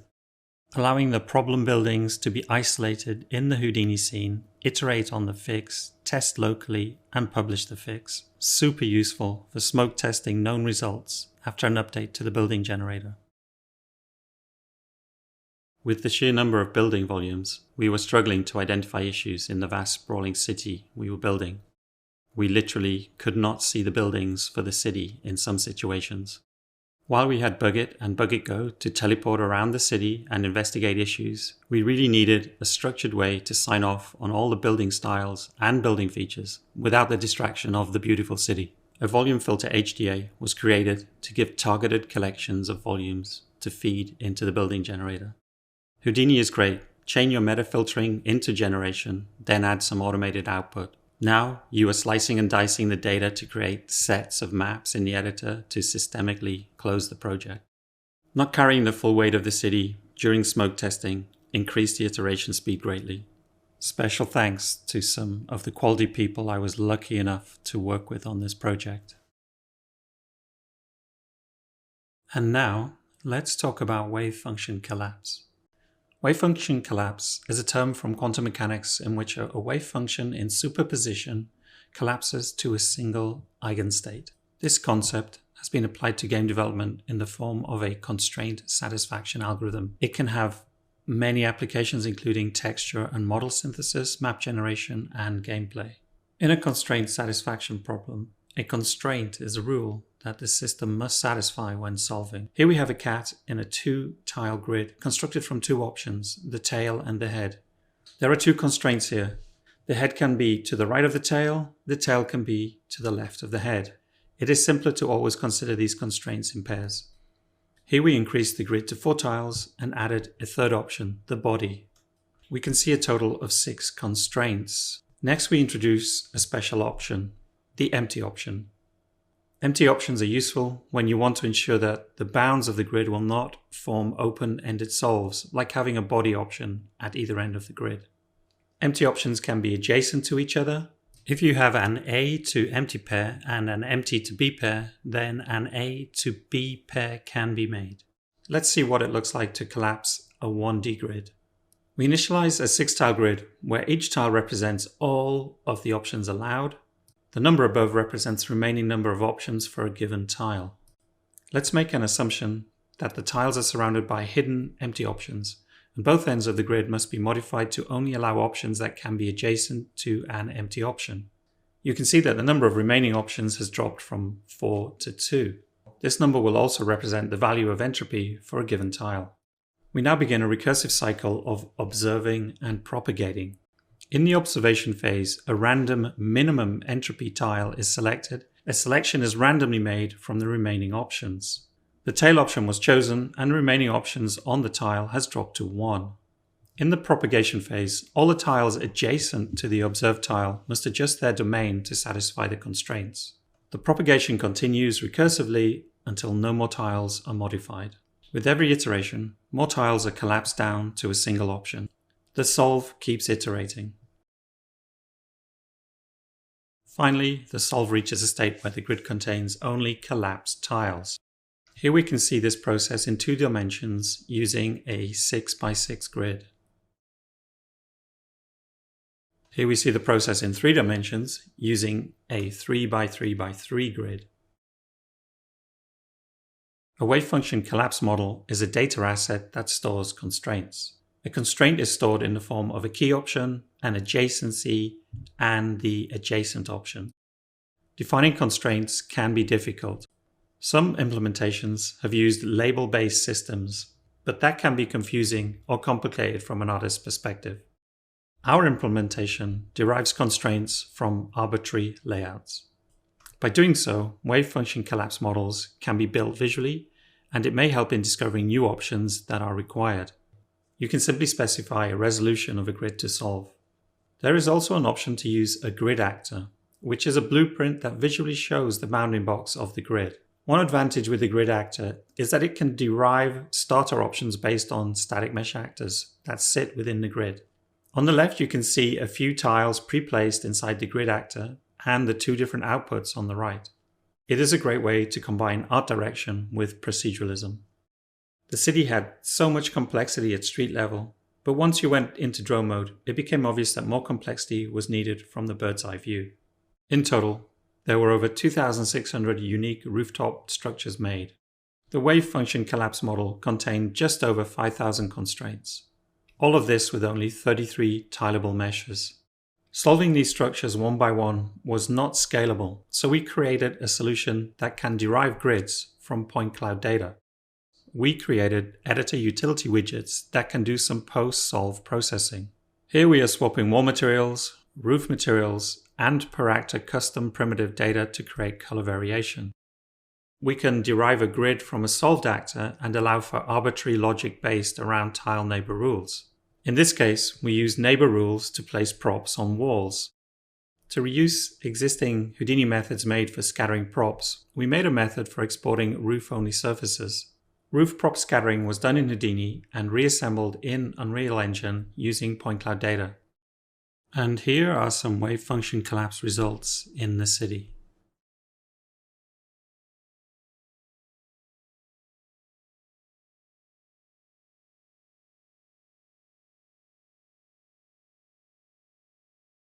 The wave function collapse plugin was created by Joji Tsuruga, a senior technical artist on the special project team. It will be available as an experimental plugin in Unreal Engine 5, and we are excited to see what the Unreal Engine community will create with it. And now, here is Julien. Hi, my name is Julien Marchand, and I am an engineering director at Epic Games. Thanks for joining me today and see how the crowd and traffic teams, empowered by the Unreal Engine new AI technologies, brought life to the city for the Matrix Awakens demo. Having procedurally generated the static content of the city, the remaining challenge was to immerse the player by making the city truly feel alive. To us, it meant two things. We could not compromise on the density, and we had to ground the persistencies of these elements inside the world. Filling the world with a vast amount of interactable, autonomous agents became obvious, and in this case, the crowd and the traffic system became the natural choice for a city. To meet those requirements, we had to leverage a new technology called Mass AI. Before moving on, let's take a step back and have an overview of the Mass framework, a data-oriented design for Unreal Engine, of which Mass AI is a specific use case. The Mass framework comes in three separated plugins: Mass Entity, Mass Gameplay, and Mass AI, which have a feature set built on top of the previous one. These are all coming experimental for the Unreal Engine 5.0 release. Let's start with Mass Entity, which holds the data-oriented framework fundamentals. To better understand it, let's compare it with a classic object-oriented model, in this case, the actor component model for Unreal Engine. This model allows for a very flexible way of composing the logic of the entities, in this case, actors that we want to bring into the world. This model has been a staple for video games development for many years. However, the flexibility of this model leads to code and data incoherency due to them being updated sequentially. Also, the way the actors are composed does not guarantee that their components are aligned in memory. Their access is almost guaranteed to lead to cache misses, which are expensive for the CPU. Moreover, components can sometimes become bloated and part of them may not be required for a particular actor. On the other hand, the Mass framework for Unreal Engine proposes an alternative way of storing our data and decouples it from the processing logic. We have fragments that are very small data structures and entities which simply hold pointers to the fragments that represent them in memory. The fragments of entities of similar composition are stored contiguously in memory. And finally, entities do not hold pointers to any data, so in this case any fragment, that it does not care about. As mentioned, we decorrelate all processing logic from the data composition itself, which is all within the fragments. To understand on which entities we want to execute some logic, we make use of an entity query. The entity queries filters the entities, which holds pointers to the fragment required for a particular logic. Processors are where the batch update will occur and where the logic will run. For example, we could be updating the position fragment of all entities at once by reading from their velocity fragments, but that can only occur if an entity has both of these fragments. This segregation is what enforces data encode coherency, minimizes cache misses, and will trivialize concurrent execution in the future. These are the fundamentals that are pushing the limits on the numbers of entities we can simulate at once. The mass gameplay part of the framework is what allows us to tangibly bring mass entities inside the game world. This is where we'll find our mechanisms for spawning, visualizing, LODing, etc.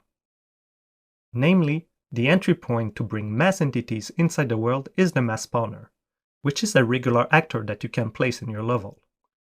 Looking at the properties for the mass spawners, the only two things you should really care about are what to spawn and where to spawn these entities. We will be answering these questions in a moment. Our purpose was to bring autonomous agent inside the world, and this is where the Mass AI plugin comes into play, which encapsulates features for navigating the world, animation, behavior, etc. But more importantly, let's remember that what we wanted was to bring life to a city, so we were not shooting for just any AI. What we ultimately wanted was a crowd and a traffic system. And the way we built these plugins is exactly how we envision developers to leverage and extend on the Mass framework in the future. These plugins hold all behaviors that are specific to these use cases. Before getting into the specific of the crowd and the traffic behaviors, let's link back to the procedural data that we leveraged to answer one of the two aforementioned mass spawner questions: where to spawn the entities. The answer to this question was the zone graph, which is another experimental feature coming with the Unreal Engine 5.0 release. The zone graph is a lightweight design-driven flow for AI, which for the context of the Matrix Awakens demo replace our need for an AI nav mesh. It is an ecosystem of point-by-point corridor structure connected by intersections. It also stored actionable tags that can be either static, such as identifying a pedestrian from a traffic lane, or dynamic, such as an open or closed lane, that will later be useful to dictate our AI behaviors.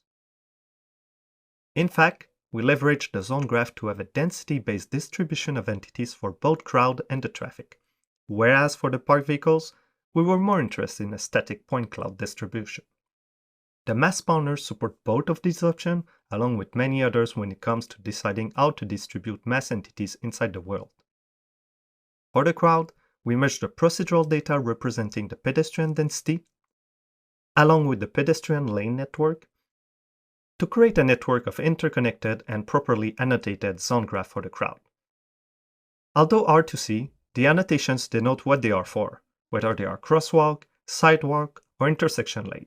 They also hold information about the expected density and whether they are currently closed, as you can see in red, or not. These are the lanes upon which we generated spawn location at varying distance based on the desired density. For the traffic, we did the same thing. We merged the procedural data representing the traffic density, along with the traffic lane network, to create our traffic zone graph network, and then generated the spawning location for the various vehicles. Note that for the traffic, we had to do that operation for both the city lanes and the freeway lanes, and then interconnect both networks. Finally, for the parked cars, we simply directly spawn one at every location fed by the point cloud. And voila! Having distributed our entities across the map, we now need to answer the other mass spawner question, which is what to spawn. We are talking more than just visuals here. We need to be able to define how these entities will behave across the city. A mass entity definition is a new asset type that we use to easily dress the list of fragments that our different entity use. Amongst the important aspects of the definition are of course the visual, where we want to show at which LOD, for example. The LOD parameters themselves are defined there. What are the cutoff distances? What are the visibility angles we care about? And what is the maximum budget per LOD? These two mechanisms work out of the box with the mass framework, and are paramount to supporting an extra large number of entities. This is also where we added all necessary fragments required by the relevant processors to simulate the mass entity's behavior. And for that, we took slightly different approaches for the crowd and for the traffic. For the crowd, we made use of a state tree, which is another new technology coming experimental with the Unreal Engine 5.0 release. It serves as a scalable and general-purpose state machine with an intuitive and compact UI presented by a decision tree structure. The entire crowd behavior can be seen on screen, and it describes all the states that a crowd member could be in, whether it be wandering, idling, fleeing, etc. The state is selected by running a top-down evaluation of the entry conditions and run its associated parameterized task. Once completed, the tree will route to its default transition state unless a different transition condition is met before. Another benefit of the state tree is that it is tightly packed in memory, which blends well with the mass framework. In this capture, we see the various crowd behaviors at play, such as walking around, waiting at intersection, but we also made the characters believable. The animation coverage proposed various walk style and speed, smooth start and stop animation, and also manages a head look at along with the upper body orientation independent from the character current velocity. We also note that it reacts to its surrounding, be it the player or the other crowd members. Specifically, we develop a new force-based avoidance that handles both dynamic and static obstacles at high performance. The crowd members can also respond to physical collision, such as playing a one-off animation before resuming their behaviors. We use the animation state machine to run on the closest crowd members in sight, but all the data it used came from the mass animation processors that was feeding the relevant data from the entities fragment. As mentioned previously, the mass LOD system is key to handling a vast amount of entities, in this case, our 35,000 crowd members. By default, the framework handles 4 different LODs, along with a significant float point value between those levels. On the screen, we can see in red 10i LOD, which are full-fledged meta-human actors with facial animation. In yellow, 20 media melody, also full-fledged meta-human actors with lesser facial animation. In green, up to 500 low LOD, which are lightweight vertex animated meshes. The rest are not visualized. If you're interested in knowing more about how the crowd meta-human were made and how we animated the instant static meshes, I encourage you to listen to the character tech talk. Because of the mass framework, we also attained a great level of persistency. No matter the LOD we were switching at or from, it allowed us to always retain the current behavior evaluation, persist the visual, so that if you go far and back, you can find that cool looking character again. And finally, allowed for smooth animation transition, even from switching from a vertex animated mesh to a full-fledged actor, since the runtime animation data was persisted in the animation fragments. For the traffic, rather than using a state tree, the behavior were all programmatically made in mass processor, which is to say that the framework does not constrain you to an approach over the other. The most typical behaviors were the follow on lane and wait at the intersection. To prevent vehicles bumping in each other, we relied on a queuing of vehicles along a lane. A vehicle would know the distance to the next vehicles to manage the speed at which it goes. When a vehicle intersection lane closes, upstream vehicles will speed down and stop at the end of the lane. Not unlike the avoidance for the crowd, the traffic vehicles also had to manage obstacles, such as the player standing in the way or when creating car crashes. These obstacles could supersede the next vehicle for determining the speed to go at if the obstacle distance was shorter. In the absence of the player, we assumed the simulation to run orderly. To switch it up and to allow the traffic to circulate everlastingly, we had to support lane changes and lane merges. This occurred when an empty spot was detected on a neighbor lane. We would create a ghost entity to simulate the future presence of the vehicle on that lane. Once the transition was complete, we would then remove the vehicle reference from the previous lane. This was particularly useful for getting in and off the freeway. Similarly to the crowd, the vehicle had their own LOD parameters. There are a total of 17,000 traffic vehicles and 38,000 parked but drivable vehicles. On the screen we can see in red 10 ILOD, fully simulated physics vehicle actor that can be deformed, destroyed, and interacted with. In yellow, up to 150 medium LOD that are still running physics but with simpler suspension and all simulated within the mass framework. In green, up to 5,000 low LOD, which are instant static meshes following simple curves and following position updates. The rest are not visualized. For the traffic actor spawning, since it could happen at a moment's notice, we made use of actor pooling to alleviate the cost. Also, note that the parked vehicles are not just there to be pretty. The player can hop in any one of them, drive around, abandon them, and get back to them later on. Finally, the last step was to make the crowd and traffic system work together, and that's where the intersection coordinators came into play. This processor was in charge of managing the phase for which lanes to open at which time, when was it okay for the pedestrian to cross, when could we allow vehicle turning and when we couldn't. We had a high number of intersection configuration which added to the complexity. Lastly, to manage the flow density for both the crowd and the traffic, this is where decisions about where to go next were made, as to prevent the downtown populace to invade the lowtown, for example. In the end, it was not always perfect. We were not city engineered by any means, and that is why we had to iterate on the city and density a lot. Wu thought that combining a super high density with a persisted simulation and adding a stoplight at the end of a freeway was a good idea, but it did create some nice anecdotes. To conclude, to bring life to any world, it is true that having a high density is a great foundation, and the mass framework helped achieve that easily. Even if there exist tricks to fake it, who is to say? Perhaps nothing exists outside of the current view you are seeing. However, if density is great, persistency is king. It really helps immerse the player inside the world, and we hope that this cut will speak for itself. You can note the green moving square to be the traffic vehicles, the blue one to be the parked vehicles, and the little white ones are the crowd members on the sidewalk. This is the result we ended up with, starting small, leveraging the generated procedural data, all the way to simulating upwards of 100,000 mass entities at once through the crowd and the traffic system.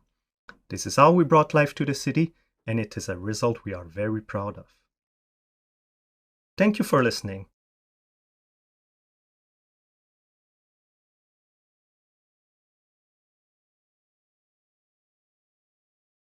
Hi, my name is Andreas, and in this video I will show you how to start creating a small game from scratch in Unreal Engine 5. We will use some of the latest features, but also established workflows from previous versions. We will build a small top-down game and import static meshes, textures, building materials, importing skeletal meshes and animations, and build a small interactive system and do a little bit of polish at the end. So let's start by creating a new project. When you open Unreal Engine 5, it presents you with the new templates you can start with. So they contain new mannequin, Manny, and Quinn. But in our case, we will start with a blank project and just call that first game. Everything we are building here, I do in real time. And when I speed up time, I will tell you. Sure, it's recorded in pieces to create a better flow so you can follow. I'm using the assets from a StackoBot sample project you can download from the marketplace. So here we are, and when you have the project open the first time, you can see this new map here, which is already set to world partition and has a pretty nice real-time lighting setup. But in our case, let's start a new map, and we don't use the existing ones, but we just do a completely empty level. Before we start, let's go through the new UI. Here's a viewport with our scene, and here's the outliner listing all things of our scene. Below are the details of what we have selected. Up here are different modes like select, landscape, and foliage that we can use later. This is the create menu with all kinds of actors we can place, and the green button starts your game. The view modes and show flags allow us to investigate our scene. Down here is a content drawer with a folder structure of our game that you can also open up with control space in all editors. With F10 you can toggle the sidebar. Let's bring in our first actor. We could navigate through the menu or just start typing. Let's select the simple sphere. Here it is, even if we can't see it. It's in the outliner, and also in the details panel you see the properties. When we switch the view mode to unlit, we can see it there. So let's make some light. We will use the environmental light mixer to fastly set up some lights. By creating directional light, you can now begin to see the sphere. We can directly change the values like the intensity, and with Ctrl L, we can change the angle of our light so it comes a little bit from the front. This is real-time lighting by default. In the project settings, under rendering, you can find the settings. New projects use the new global illumination system, Lumen. So let's add some more. An atmospheric skylight, a sky and atmosphere, the new volumetric clouds, and a height fog. We also want our atmosphere light fully real-time, so we check real-time capture in the skylight. The actors got all spawned at 000 in the world and are a bit hidden. So let's line them up a bit so we have a cleaner scene and don't lose the overview. What we also can do is creating folders in the outliner and move our actors for the light setup in there. Projects can very fast get very messy, and some housekeeping from the start can go a long way. Next, let's save our map. Again, let's keep it clean, so we want to do a new folder calling it maps and save our map as Valley. When we now take a look in the content drawer, you find this folder structure. Now we want to bring in our first own asset. In the content drawer, we will create a new folder and call it props. That will contain our meshes, materials, and textures. Pressing import, let me choose an asset I want to bring into the engine. SMCreate is an FBX that was created in Blender, but you can use any DCC tool or get them online like from Sketchfab. We don't change any defaults, and we want to create the materials. After pressing import, our static mesh got added, as well as the 3 materials this FBX uses. With double click, we open this mesh in an own editor. Let's dock it up here. On the upper left, you find some numbers about the mesh, and the details contain 3 material slots. This button leads to the location of the asset. Let's open the material editor. On the upper left is a preview. Below are details. Most space takes a material graph where we find this big output node where we can connect nodes to. For example, this one is color we can change. When we hit apply, we can see the result on our mesh. We can zoom in a bit to see how the material is looking from different angles. Let's go back and improve this a bit. When holding 1 and doing a left click, you can create a node with 1 value. We can connect this to roughness of the material, and the preview is immediately updated. Hit apply again to see how this glossiness looks on the crate. Let's make it more interesting by importing textures. So we can import 2 textures here, grayscale grunge texture and a normal. So once this is imported, we will find it in the content drawer and can drag in the normal and connect that to the output pin. So when we zoom in a bit, we see these nice little bumps here on this material, which we can also witness on the crate if we want. So let's go back and do one last touch until this plastic is done. Let's bring in the crunch texture, and instead of using a fixed value, we use this for the roughness, which gives us this look that it's a little bit touched, which is quite nice. So here we go. This is our plastic material. So let's go to the next one. So next up is metal. Let's open up this material, and the first thing we want to do is changing the color a little bit. So let's double click here and make that a little bit lighter. Next, we hold 1 again and left click to create a scalar and put that into metallic and change that to 1. Now we have a metal ball. So we do this again now with 0 for the roughness, so we have this really shiny thing. Let's take a look how that looks like on the crate. That's nice. So again, let's make this a little bit more interesting by including some textures we prepared. So we go here and we have a normal again and a roughness. But we will do something slightly different. This time again, we drop in the normal and connect that to the normal output. But if we take a look at that ball, it's a little bit too noisy for our taste here. So we do a right click and then we look for something called texture coordinates, which gives us access to the UV tiling. So when we connect that to the UVs and then changing the values to, for example, 5 and 5, we will get something that's more desirable. That's nice. So let's take a look how that looks on our crate. That's cool. So let's go to the roughness again. And this time we will bring in the texture we prepared, but instead of using the RGB channel, we only use the red channel. So you can store different information on different channels in a texture. So, and this is our end result. Nice. In the middle, we want to do something like carbon, but a simple setup. Before we do, I want to show you something on the mesh. Here you can check the vertex color of your mesh. We painted some gray values onto the mesh, which we can now use in the material. Let's open up the last material. And again, we start with importing 2 textures. And again, one is a normal and one is this time one we use for the base color. Let's take a look on the normal for a second, which opens a new editor. Unreal identifies this as normal automatically and sets up the values it's needing. So we have nothing to do here, which is nice. Let's go back to the material and now drag both of those in. First, we add the normal. Again, not the tiling we want. So with the texture coordinate node and some very high numbers this time, we will get much closer to what we are looking for. Now let's use the grayscale texture for the base color. When we directly plug this in, we can see that we have the same tiling issue as for the normal map. So let's just connect our texture coordinate as well with the UVs for these grayscale texture. Nice. When we now hit apply and go to our crate, we can see that this fits very well. Now let's use this vertex color I've shown before. We do a right click and search for vertex color to get that input node. When we multiply this now with our texture output and connect that to the base color,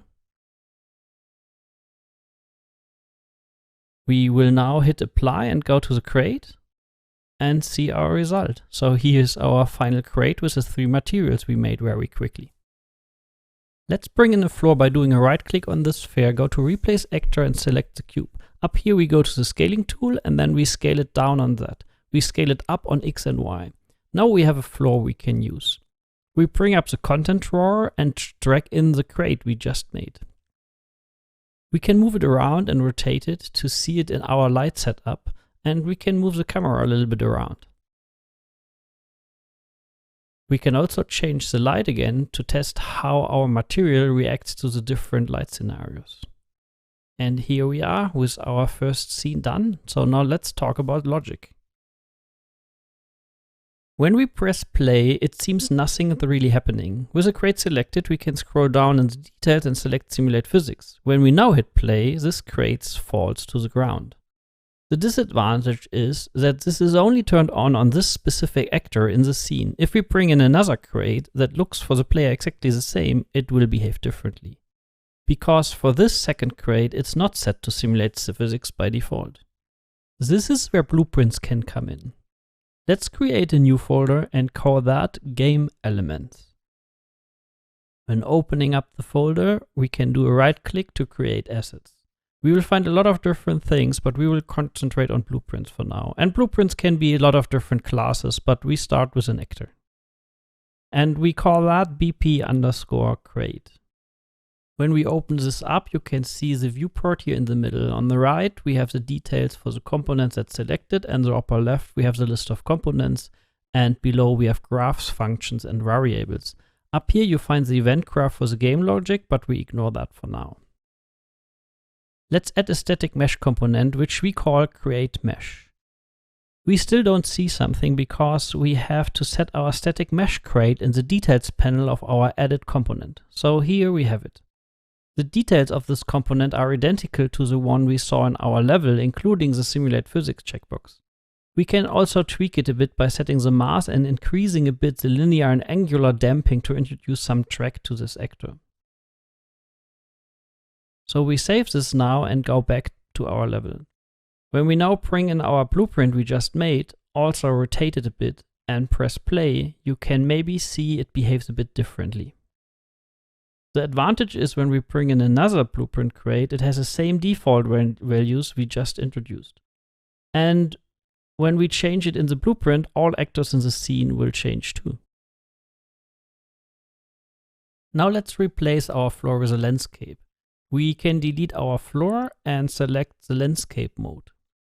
This lets me create a landscape. We do not bother with the details yet and just hit create.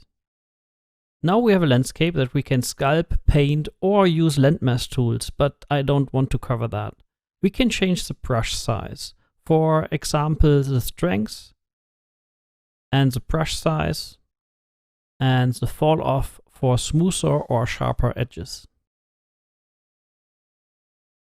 I'm not a very good level designer, so let's try briefly to sculpt something that looks like a small valley.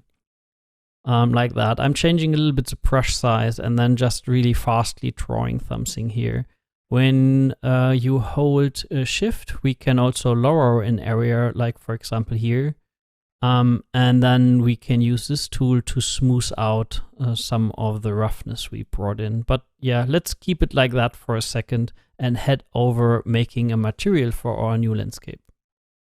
Back in select mode, we can select our newly made landscape.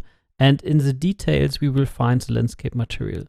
So let's make a new material for that. We create a folder named landscape and create a material here, which we name m_landscape. First, we don't want to have any glossiness on our landscape, so we can search for fully rough in the material settings and it does exactly what it says. So now we have a rough thing. So next we want to add the landscape layer blend node. We can add two layers. One we will call sand and the other we will call grass. And when we plug this in now into the base color, and we hold 3 and do a left click, we can create a vector node where we can set the color into like a darkish yellow tone. We do it again, but this time with a dark green. And now we hook this up with the 2 layers. Back in our level, we can add it to the landscape. So you can see it's completely black. Let's fix that by going back into the landscape mode, and in the paint tab, we can find our 2 layers we just made. But the information needs to be stored somewhere, so we need to create a weight blended info layer, and we do that for the sand in our landscape folder and the same for our grass. So with this done, we can select those layers and begin to paint here. Again, a reminder that this part isn't really my strength, but I will try my best to paint in some grass. You can use the same brush settings as for the sculpting. I think this is enough and that works for us now. we can hide my simple drawings with some improvements on the material. So let's import some more textures. Here I have two tileable textures, one for sand and one grayscale one for grass. So we can remove the sand color node for now, but I will keep the green. We can connect the sand and bring in this grass.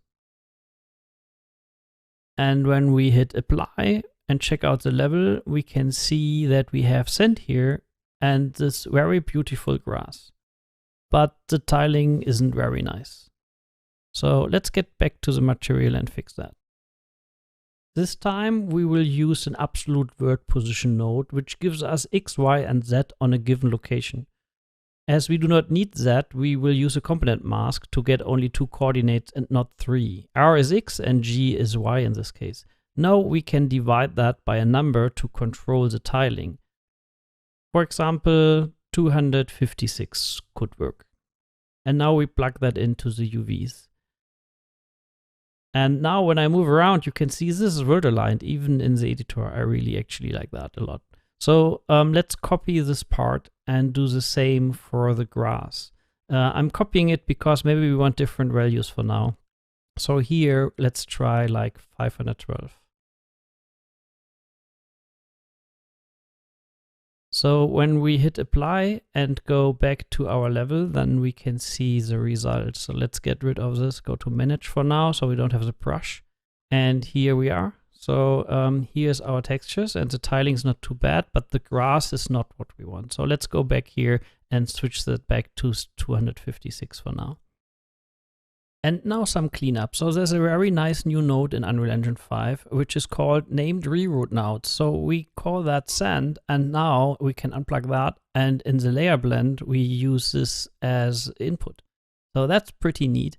We can do the same for the grass. But before we do that, let's bring some color to the grass. So we can hold L and do a left click. That brings us an alpha lerp. And we can use a grayscale and this green here. Let's make a copy of that and do a second green, which we in this case make a little bit brighter. And with this plugged in now into our alpha lerp, we can lerp between those two values with the grayscale. So, and when previewing this, this is what it looks like. So now again, we do the named reroute node, name that grass, and also color that green. So it's a little bit better for our overview. And now we can plug this into the layer. So this is a really nice way to keep your graph clean. And very often it's the small things that can make a big difference. You could also make a material function here, but we keep it like this for now. So, and here's the result on our landscape. So when we get closer, this is pretty nice and actually what we wanted. So next, let's try to populate this with some grass and some rocks. First, let's spawn some real grass. Before we start, let's change the light direction a little bit to get a nicer spot here in the middle. And then let's create a new folder we name environment. Here we want to import a static mesh from an FBX and another grayscale texture. We keep working with the defaults for now. When we open up the grass clump mesh, we can see how it looks like. So let's make this grass material very quickly. We remove the color and drag in our texture. Where the texture is black, we want to have it mask out the material. So for that, we need to change the blend mode from opaque to mask. Now we can plug in the texture to the opacity mask. When we check out the grass mesh now, it begins to look like we want. Let's bring some color back. We go back to our landscape and we steal the setup by copy pasting this in our grass material. And then we connect that with alpha and the base color. And if we take a look, this looks nice. So how do we get this grass into our level? We could use the foliage tools to paint it in, but there's an easier way, and we can leverage our landscape material for that. When we look for output grass node, we can add that, and when we select that, we can see there's a grass type we can attach here. So we need that asset. Let's create that asset we find under foliage, landscape grass type, and call that f_landscape grass. After opening it, we can add different grass types, but one is enough for us. So here we add our grass clump, and then we bump up the density and we change the min and max scale a little bit. And back in the landscape, we can add our grass type now. So next is a question where to spawn the grass. Here's where the layer blend comes in. We know already where grass was painted. By adding the sample landscape node and changing it to the layer name grass, we are actually done. So back in our level, we have now grass. Isn't that cool? So next, let's get really crazy with some rocks. We want to import an FBX named flat rock. This rock has over 6 billion triangles. So now we want to change our import settings to build nanite and then hit import. Now I will speed up this video, but I can tell you that importing and creating the data took under 3 minutes and it's around 140 megabyte big in the content folder. With this done, we can drag our rock into the level. Switching to nanite visualization triangles, you can see nanite in action rendering only the amount of triangles needed. If you want to learn more about this awesome technology, check out our other videos, including the one from Matt and Galen, where they show you how to convert your existing scenes using nanite. In this material, we do not want to work with the mesh UVs. So first, let's import another texture for the rock, which is a tileable texture again, and plug this into the base color. And then let's see how that looks like on the rock. So not what we were looking for.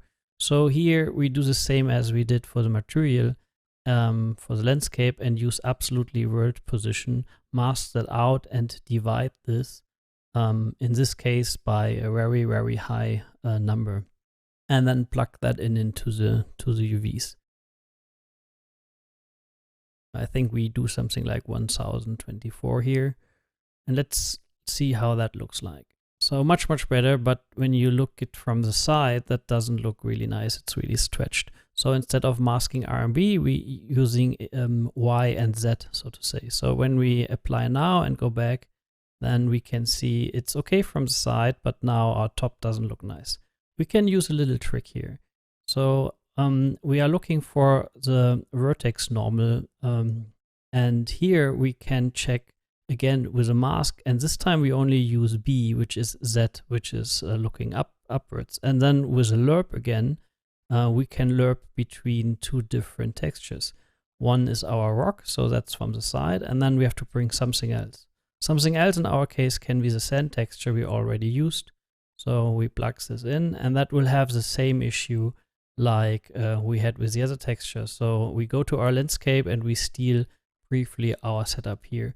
So we could make this now a material function when we use this in different materials, but for our little purpose, this is enough to just copy paste. And here it is, our little nanite rock.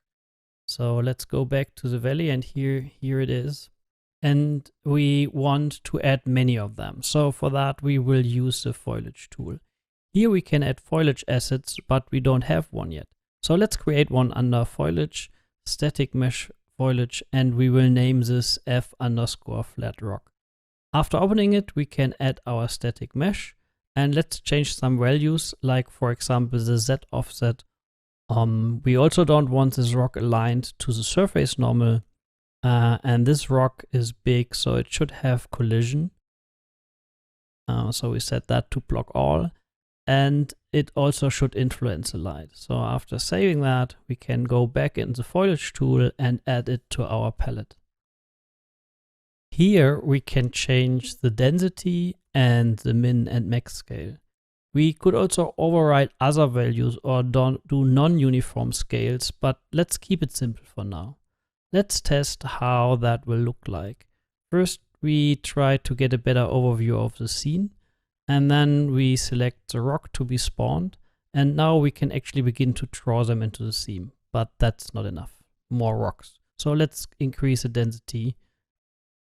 No, that's still not enough. So increase again. And then let's begin to paint. Yeah, that looks nice. So let's begin to cover the whole valley with rocks. So that looks nice. More rocks. Let's add just a few more rocks. So we have now a lot of nanite rocks with 6 million triangle count in this scene, and I think that's good. When we now change the view mode to nanite visualization, you can see a high density of triangles, but there's no noticeable impact on my performance. So yeah, that's where we are. Let's get rid of the rock we placed at the beginning and go back to the crate by opening up the static mesh.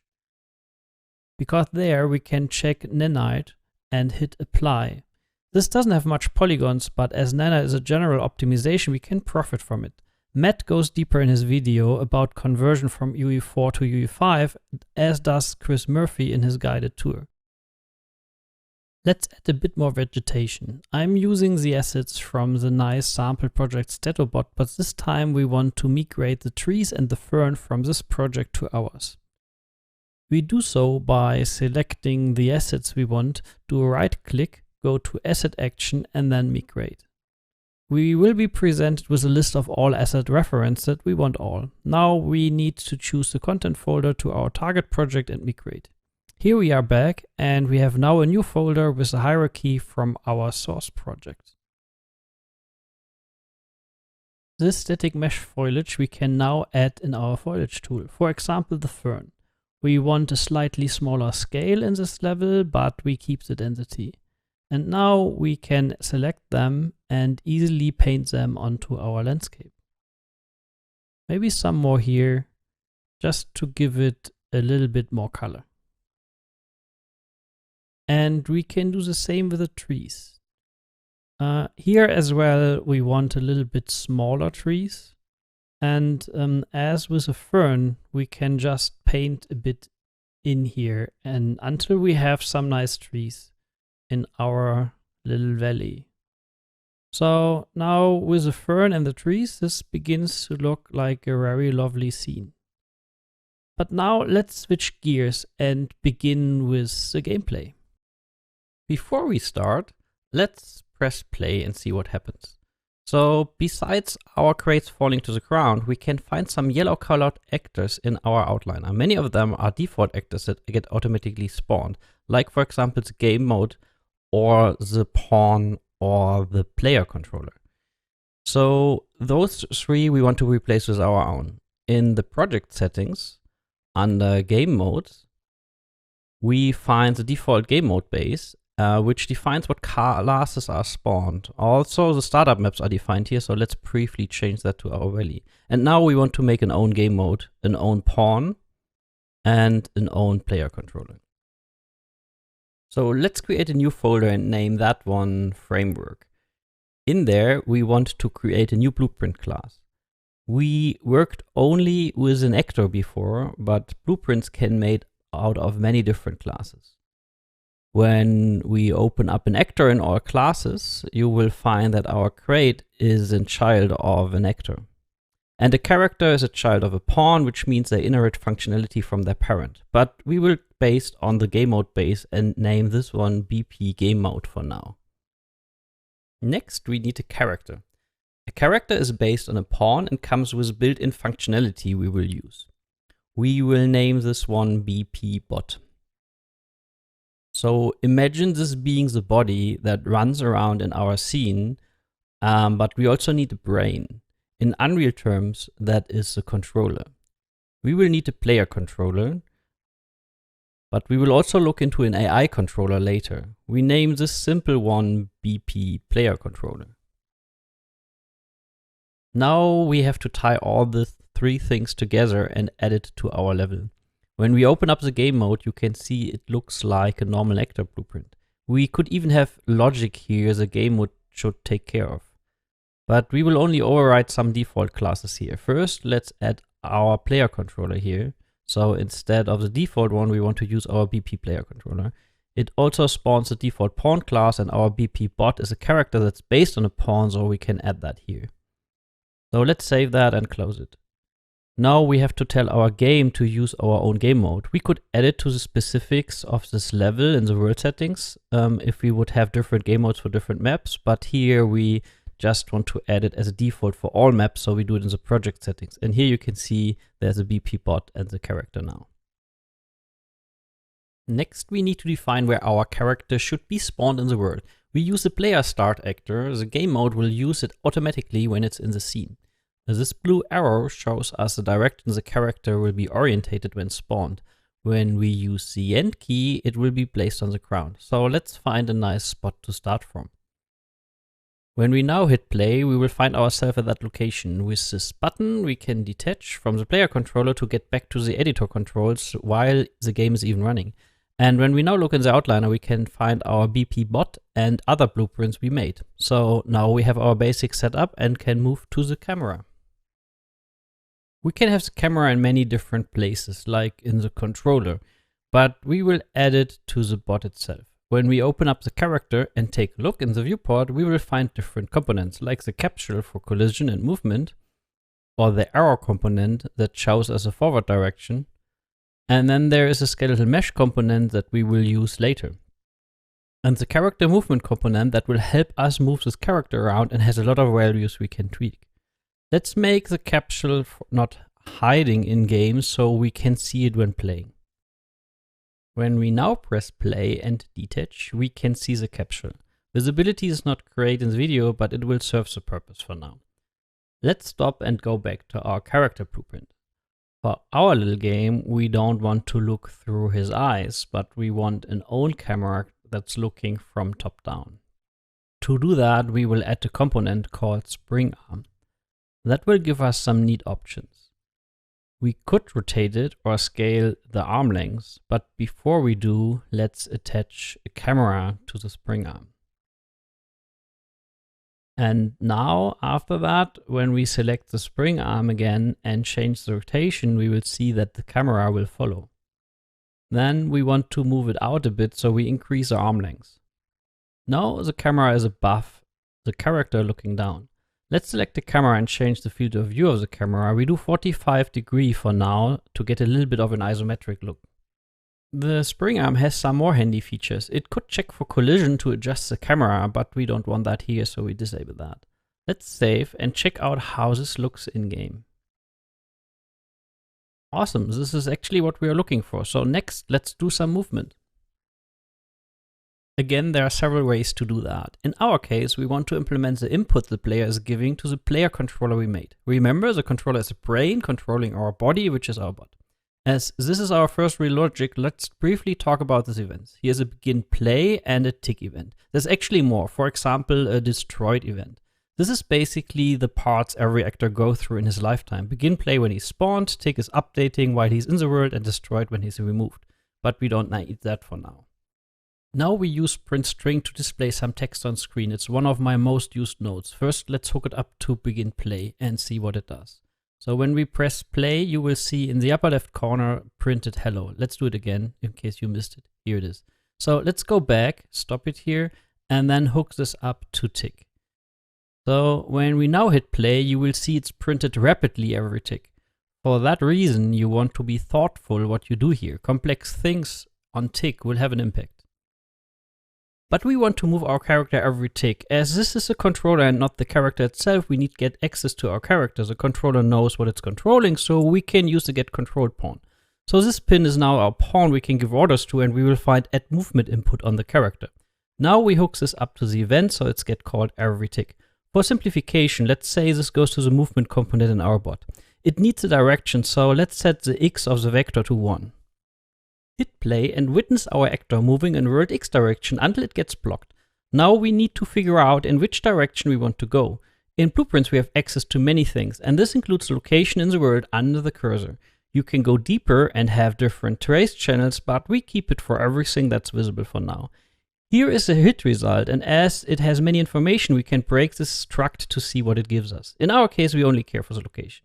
As we now have our location in the world where the cursor is, we need one more, and that's where our bot is in the world. We can do get actor location on the pawn. With this both locations, we can use a vector mask function called get direction. It gives us a direction of a vector from 2 locations. This is exactly what we need here, so the character moves in the direction where the cursor is. When we now start the game, we will see the bot will be with the camera attached following the cursor. So he's going left and right and down and up.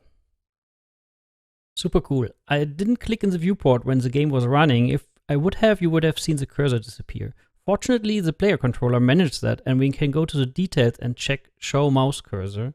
So if I now start the game and click into the viewport, the mouse keeps being rendered and the character following that.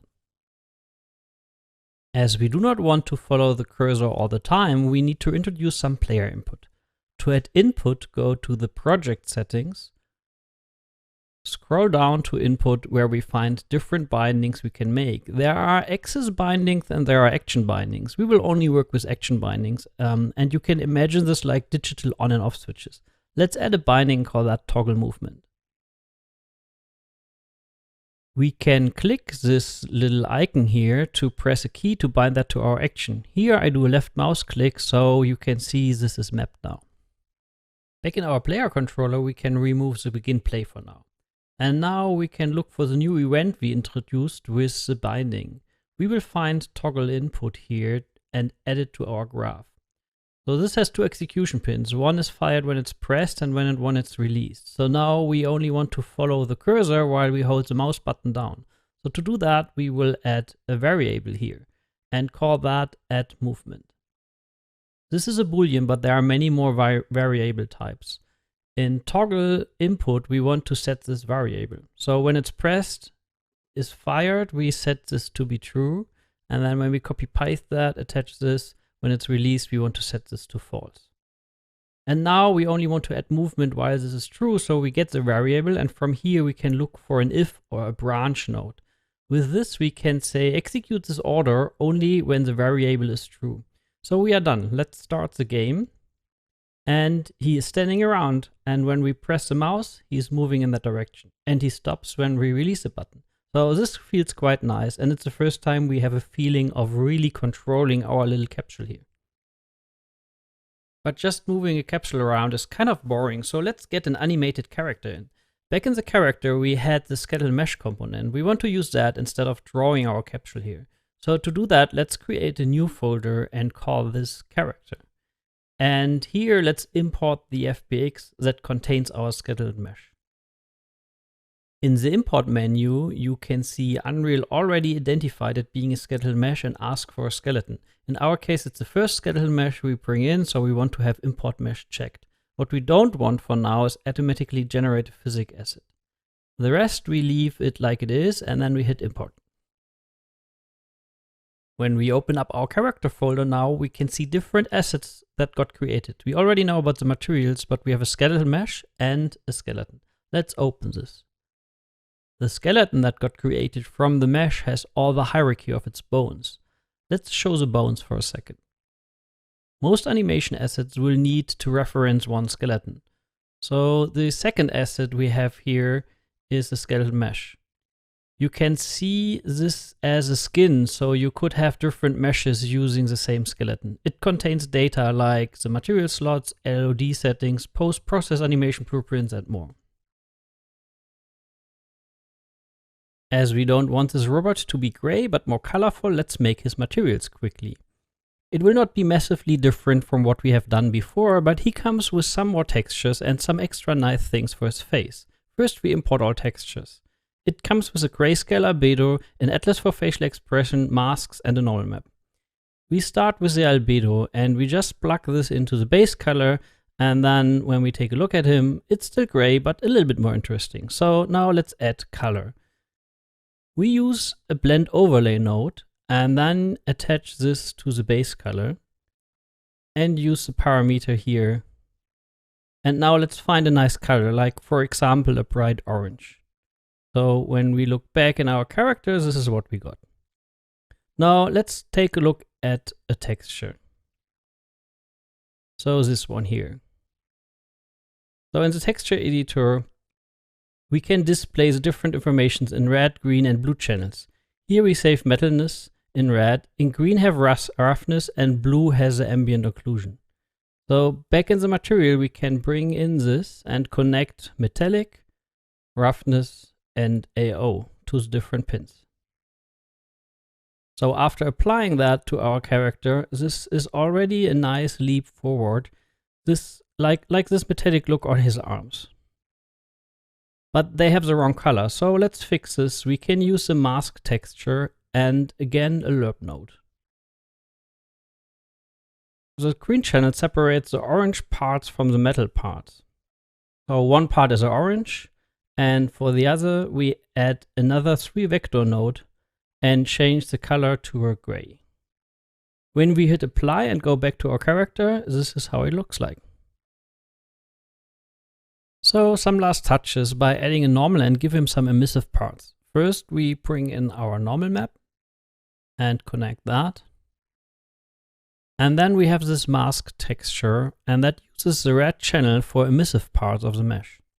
So we can multiply this and plug it into the emissive output. And we multiply this with a color. For the color, we take a very, very light blue. And if we hit apply and go back to our bot, we see his main body is ready. So the only thing left is now his face. So for the face, we have one extra background texture. So let's bring that in. This time we will plug this into the emissive color. And then we will hit apply and see how that looks like on our bot. So now let's add the eyes. For that, we have an atlas here, which is mainly a texture with an alpha masking its different expression, and it's on a 4x4 grid. So to select the face we want, first we want to add this texture to our background texture. So we use an add, and we can use the alpha channel for that because that's where the information is stored. So now we can see the whole texture added to the other. But we want to control the color, so let's multiply this with the color. And then again, let's change it to a bright light blue and add and plug this into the ad.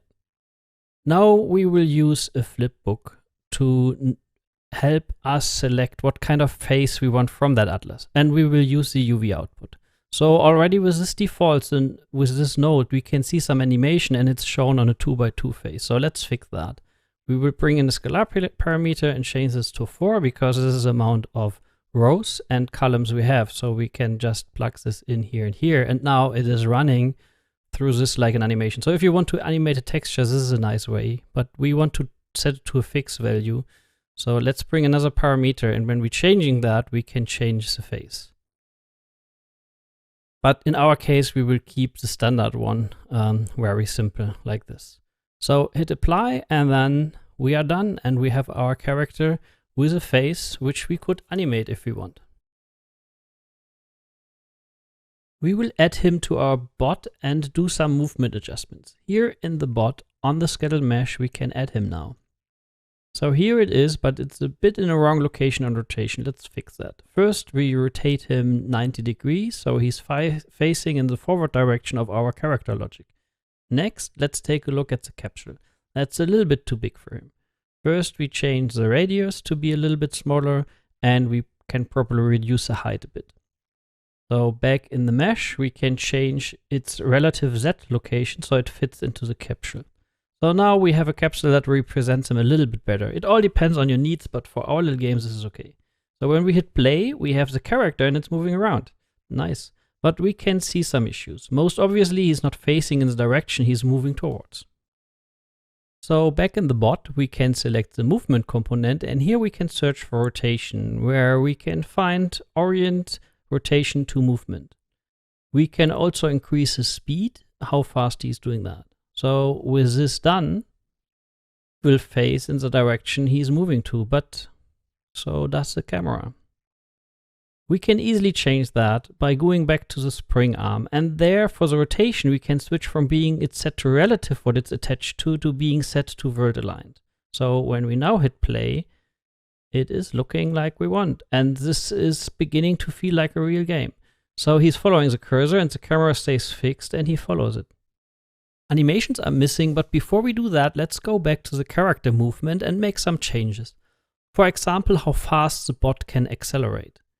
The next thing is we also want to increase the maximal step height and a little bit the angle he can walk on. We want to set his maximum speed to 400, and for now we will decrease the ground friction and also reduce how fast he is stopped when no input is given. And we will do all that so he is slower accelerating and not immediately stopping when no input is there. This may feel a little bit like he's on slippery underground, and we could increase the ground friction a bit, but we will keep this until we have some animations in. First, we will create a new folder naming it Animations. Here we will import animations from 3 different FBX files. In the import menu, first we will select our skeleton we will already have in the project. We will also not import the mesh as we also have that.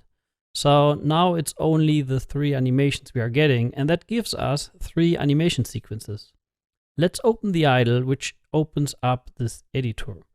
So here on the left are some asset details like play rate, and down here are an asset browser with animations for the skeleton. We have a walk and a run and the idle. Now we need to connect this to our game logic, and we do this by using an animation blueprint for that. The animation blueprint is also based on a skeleton, so we pick that from our bot here, and we name it ABP bot. And when we open this up, you can see here's a preview. Below there's graph, functions, and variables from normal blueprint. But the main thing here is the animation graph where we play and blend our animations. And there's an event graph for the logic we will use in a second. Let's start extremely simple and just drag in our idle and connect the pose with the output pin. After hitting compile, we can see the result in this preview. Now let's add this to our BP bot. After opening his up, we can go to the skeletal mesh component. Let's go to the viewport to see what we are doing. And here we change the class to our animation blueprint. So he's playing the idle. Back in the game, he's playing the idle pose while sliding around. Instead, just playing one animation, the animation depends on the state he's in. So he's either standing still or he's moving. We will use a state machine, and then we will call that locomotion. So it spits out a pose, and that's something we connect to our output pose here. Let's go inside of the state machine. It has an entry point where it starts, and we can add a state and call this idle. And we can have another state from that idle and call that walk, run. So this is the most simple state machine. We start at the beginning idle, and we can switch to the walk. And the arrow in the middle is a transition. So we also want to go back from walk to idle. So let's go inside of the idle state. Here we drop in our idle animation and connect that. So it plays the animation when he is in idle state. And when we go back, we can also go into the run and walk. And here for now, just takes a walk. We can extend this later. So now when he's in that state, this is the animation he's playing. So next we need to decide when do we go from idle to walk, and that's where the transition rules comes in. Here we can say you can enter or can't enter the state, but for doing that we need some data which we will get from the event graph. Here's an update node, it's like the tick in blueprint, and here's also a try get pawn owner node that will give us that pawn. But let's first make a check if this currently has a pawn, so we try a isValid function here. And with this now, we can drag out of the pawn and search for get velocity, which will give us the bot's velocity vector at that given moment. With another vector mass, vector length x and y, we can get a float that represents his ground speed. He's not jumping, so we don't care for the z direction. And this value we save in a variable we call ground speed. So when we connect this now, this gets updated, and we can test this by using our beloved sprint string node. We can plug in the float, and a conversion node gets automatically added. So when we now play the game, we can see on the left side its current speed, and it's up to the maximum of 400 we set before. So back in the animation blueprint, we can delete this now. And in the transition rule, we can use this now by getting our variable in and check if this is bigger than 0. So after doing that and pressing play again, we can see he is actually going into a walk state, but if we stop walking, he's not going back to his idle. That's because he's going from idle to walk, but the transition back is always set to false. Let's fix that by getting in the ground speed again and check if this is smaller or equal a number. And we can use like something around 5 here. So now back in the game, you can see that when he begins to walk, his animation is played, and when he begins to stop, then he's going back in his idle state. We can extend this now. Let's go into the walk and run state, because at a speed of 400, the walk will not work very well. To improve that, we can use a blend space. It can be found under animations and then blend space 1D, and we base this on our skeleton. We name it BS walk run. And when we open this up, you can see an axis here below the character, and in the details up here, we can name this axis to speed. And we can also set the maximum to 400 to match our character speed we set before. And now we can drop some animations in, like the walk and the run. Depending on the input speed, it will blend between these two. But how do we know that the blending is not feed sliding? Unreal Engine 5 comes with a very cool analyst feature for that. We can choose locomotion as an access function, and the analysis needs to know the foot bones. So we can look for the bones, which would be foot left. So we put foot left and then foot right. And once we have done that, he knows where the planting is happening. So when we press analyze, he will match the animations to the right point on the axis. It might have been a little bit subtle because my initial points weren't too bad. But with this blend space now, we can drag this in and use our ground speed to drive the axis. So if we now hit play, you can see the character following the mouse and blending from an idle to a walk to a run. So in a very short time, we have our character running around in the world and reacting to our input, which is pretty cool. So as the bot is ready, we can do even more with it. Let's drag the bot into the scene and control him with an AI controller. Because of our setup, having the player controller controlling the bot, we can also have an AI controller as a brain for the body. So back in the blueprint window, we can search for AI and select the AI controller and name it BP_AI controller. When we open this up and go to the event graph, we will not add movement or use a tick, so let's delete that.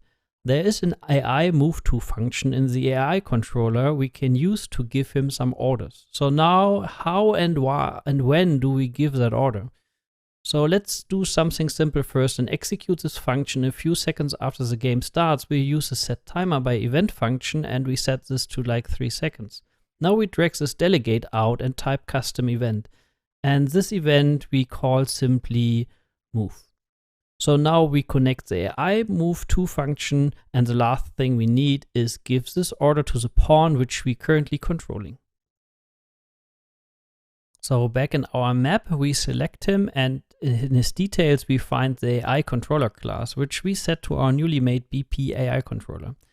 The last thing he needs is to move around is navigation data, where blocking is, etc. So we go to the create menu, type nav mesh, and select the nav mesh bounce volume.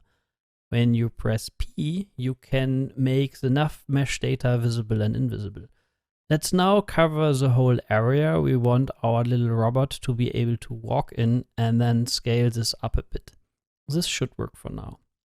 So when we press play, we can walk around and you can see him begin to run after around 3 seconds, but he's trying to reach 0, 0, 0, because that's what the destination says by default, and we will keep it like that and come to this later.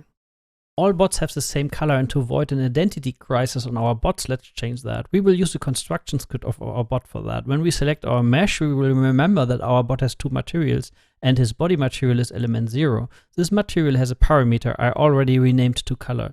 Back in the construction script, we can grab the mesh and drag it into our graph. And from there, we add a node called create dynamic material instance. And we do this on the element 0, which is our body material. So here we can use the instance and now set a vector parameter with our color. So the parameter name we change to color and change the color to blue. After hit compile, we can see him in blue in our scene. But now all bots in the scene would be blue. To change it per bot, we can drag the color out of here and promote it to a variable. And we name that color. And with this little eye icon here, we can expose this variable to be editable per instance. You can see this also up here. And then we change it back to our orange we had before.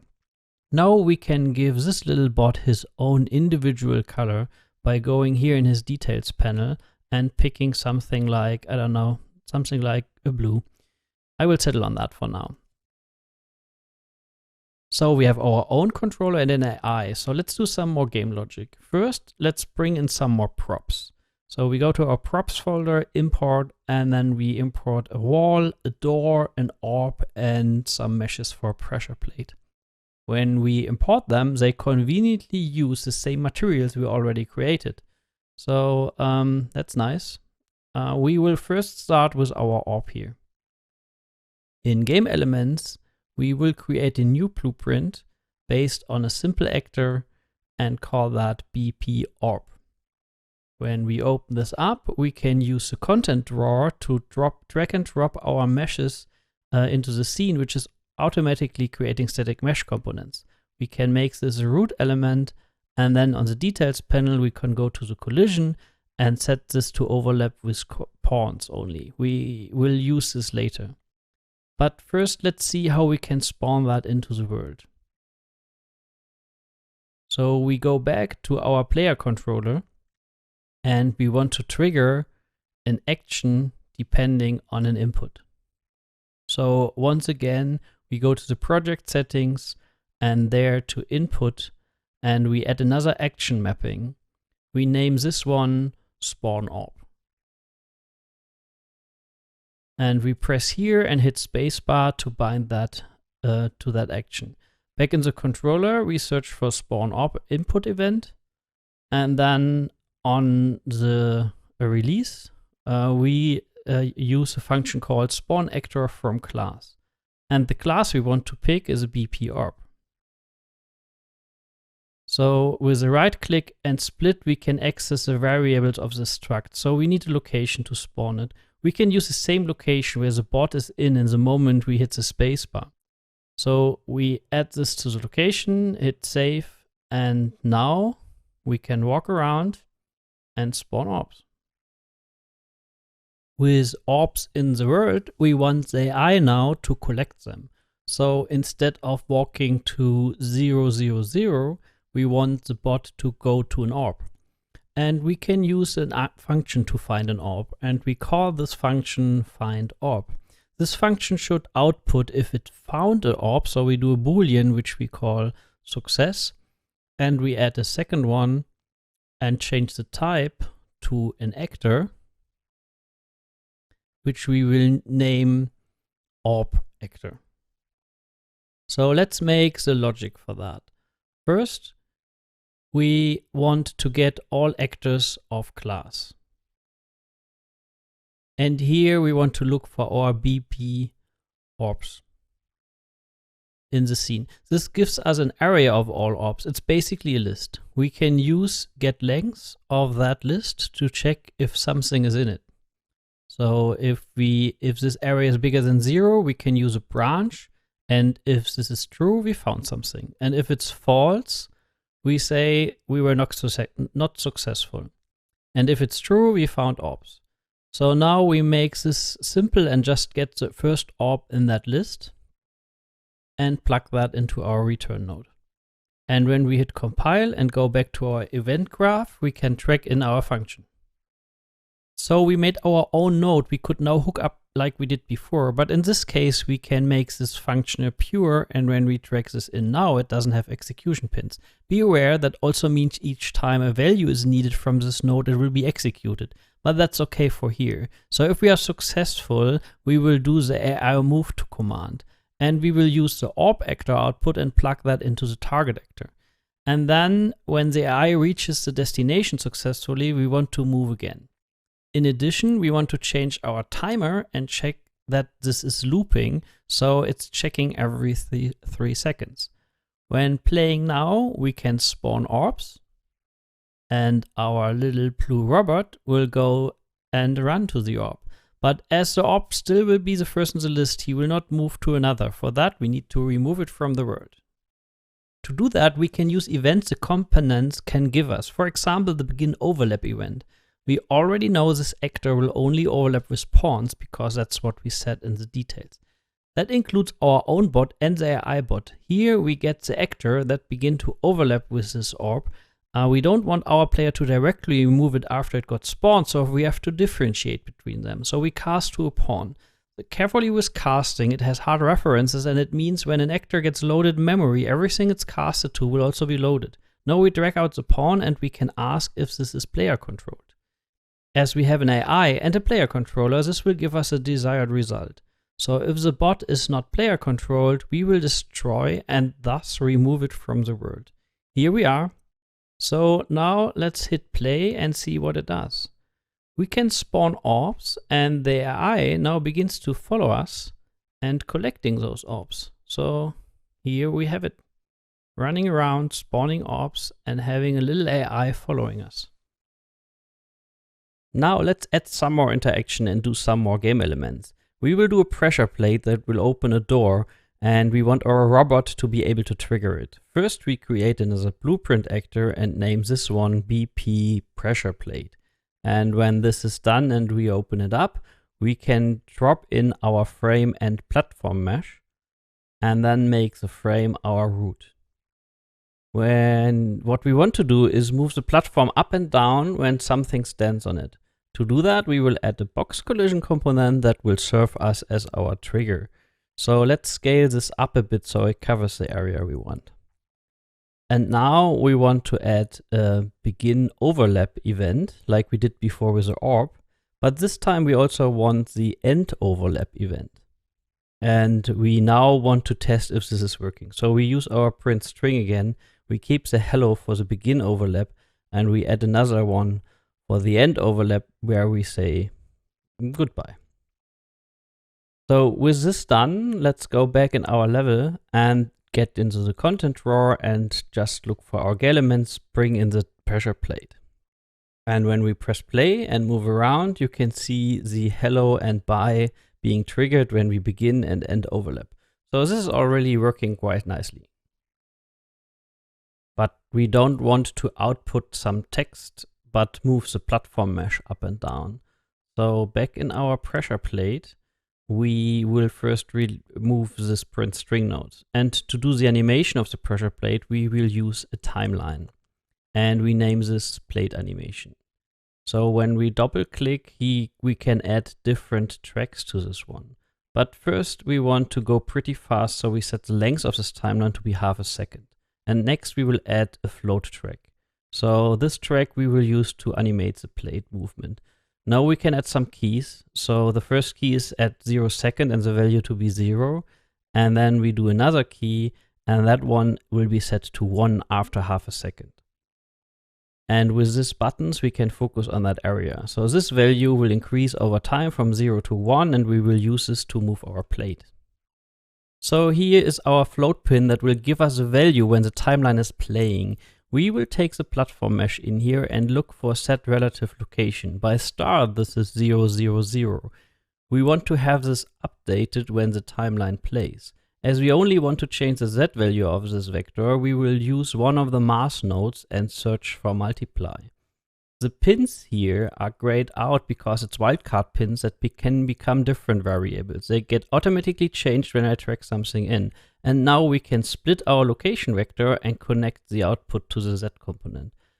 So when the platform reaches 1, we want the plate to be at around -20. So let's hook this up in the timeline, and we can do it play and reverse when end overlay with plate.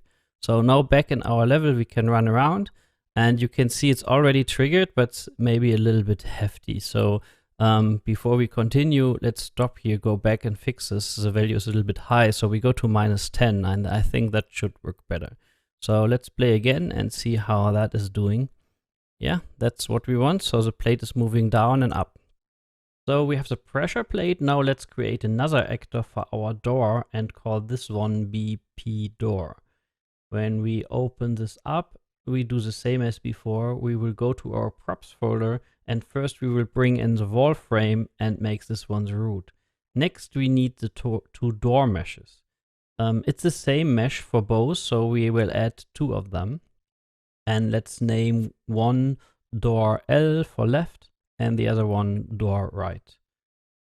As we want them to move around here, but it would be easier if the relative location would stay at 0, 0, 0. So let's do a small trick. We will add a scene component, and we call this like anchor _L.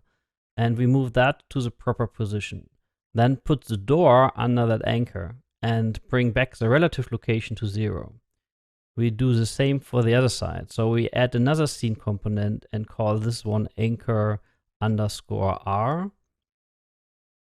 And then move this to its proper position on the other side.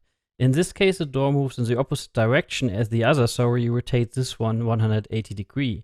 And now we can put our door under the anchor, and we have a setup we can easily work with. Back in our event graph, let's first delete those nodes, because this time we will start with custom events. The first one we want to do is calling this one open door, and then we need a second one we will call closed door. And again, we will do a timeline calling this door animation.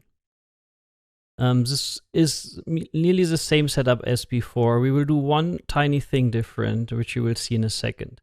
So door animation, and then this time we will make this also as short 0.5 seconds. We could also do vector tracks here, but I personally prefer to work here in a 0 to 1 space and tweak the values afterwards with a multiplayer without the need of changing the curve every time. So the curve we want to model just like how in this case the animation is played. But first we need this first 2 keys. And then we can do it a little bit more interesting by selecting those keys and changing them from linear to break. And that gives us tangents. And this tangents here we can use to manipulate the curve. So we can bring this down to have a more interesting sliding. And back in the graph, we can take both door components and again look for set relative transform. We put this under the anchor, so that will help us a lot. Again, we split the vector, and this time we use a multiply again, and we will multiply it with -70. We connect it to the Y component, so the door slides in and out of the frame. So open door should play time forward, and close should play it in reverse. So this is it, and for a quick test, we want to see if this works, so we will get back our begin play. We want to open the door after a few seconds. I normally prefer the set time setup, but we will use a delay node, which will work for now. And then we will open the door. So we can go back to our level, look at our BP door, and drag that into our level. Let's try to find a nice spot, like here at the entry or exit of the valley. So we have to try to open that. We could properly place it a little bit nicer, but I think this works for now. So et voila, after 3 seconds, the door will swing open. So how does the plate now tell the door when to open? There's a lot of ways to do it, and you can look into Blueprint communication to learn more. I want to show you one way, and that is using an own component. We can create a blueprint here, and we find an actor component. Let's create one, and let's call this one BP interaction component. Imagine this to be a small container for game logic you can add to any actor in your project. So when we open this up, it looks like any actor blueprint we have seen before, but it doesn't have a viewport or components. Let's remove this for a second. We will do something extremely simple here. We create a custom event that we can call from outside later. First, we call start interaction, and then we do a second one, and this one we will call stop interaction. Next, we will use an event dispatcher, which will give us a possibility to shout out into the world that this event occurred, and we call this one on interaction. And up right here, we can add a variable, and we keep it a bool and say simply on. Now we can drag it in and call this one from start interaction and say this is on, and then we do a second one on stop interaction, and here we say it's false. That's all our component will need. So let's hook this up. In the pressure plate, we can now add our new component we just made. There it is.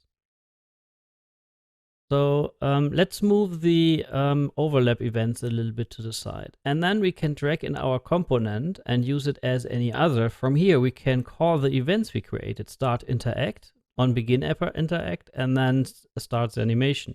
And also stop interaction when the end overlap is called, and then play the animation in reverse. To show this is already working, we go back and use our print string again and saying, for example, on when the interaction starts, and we do another one and we just say off when this happens. So with this hooked up, we can test if this is working. So let's start our game and move our character around. So when we enter the plate, you see on and off. So this is already working quite nicely.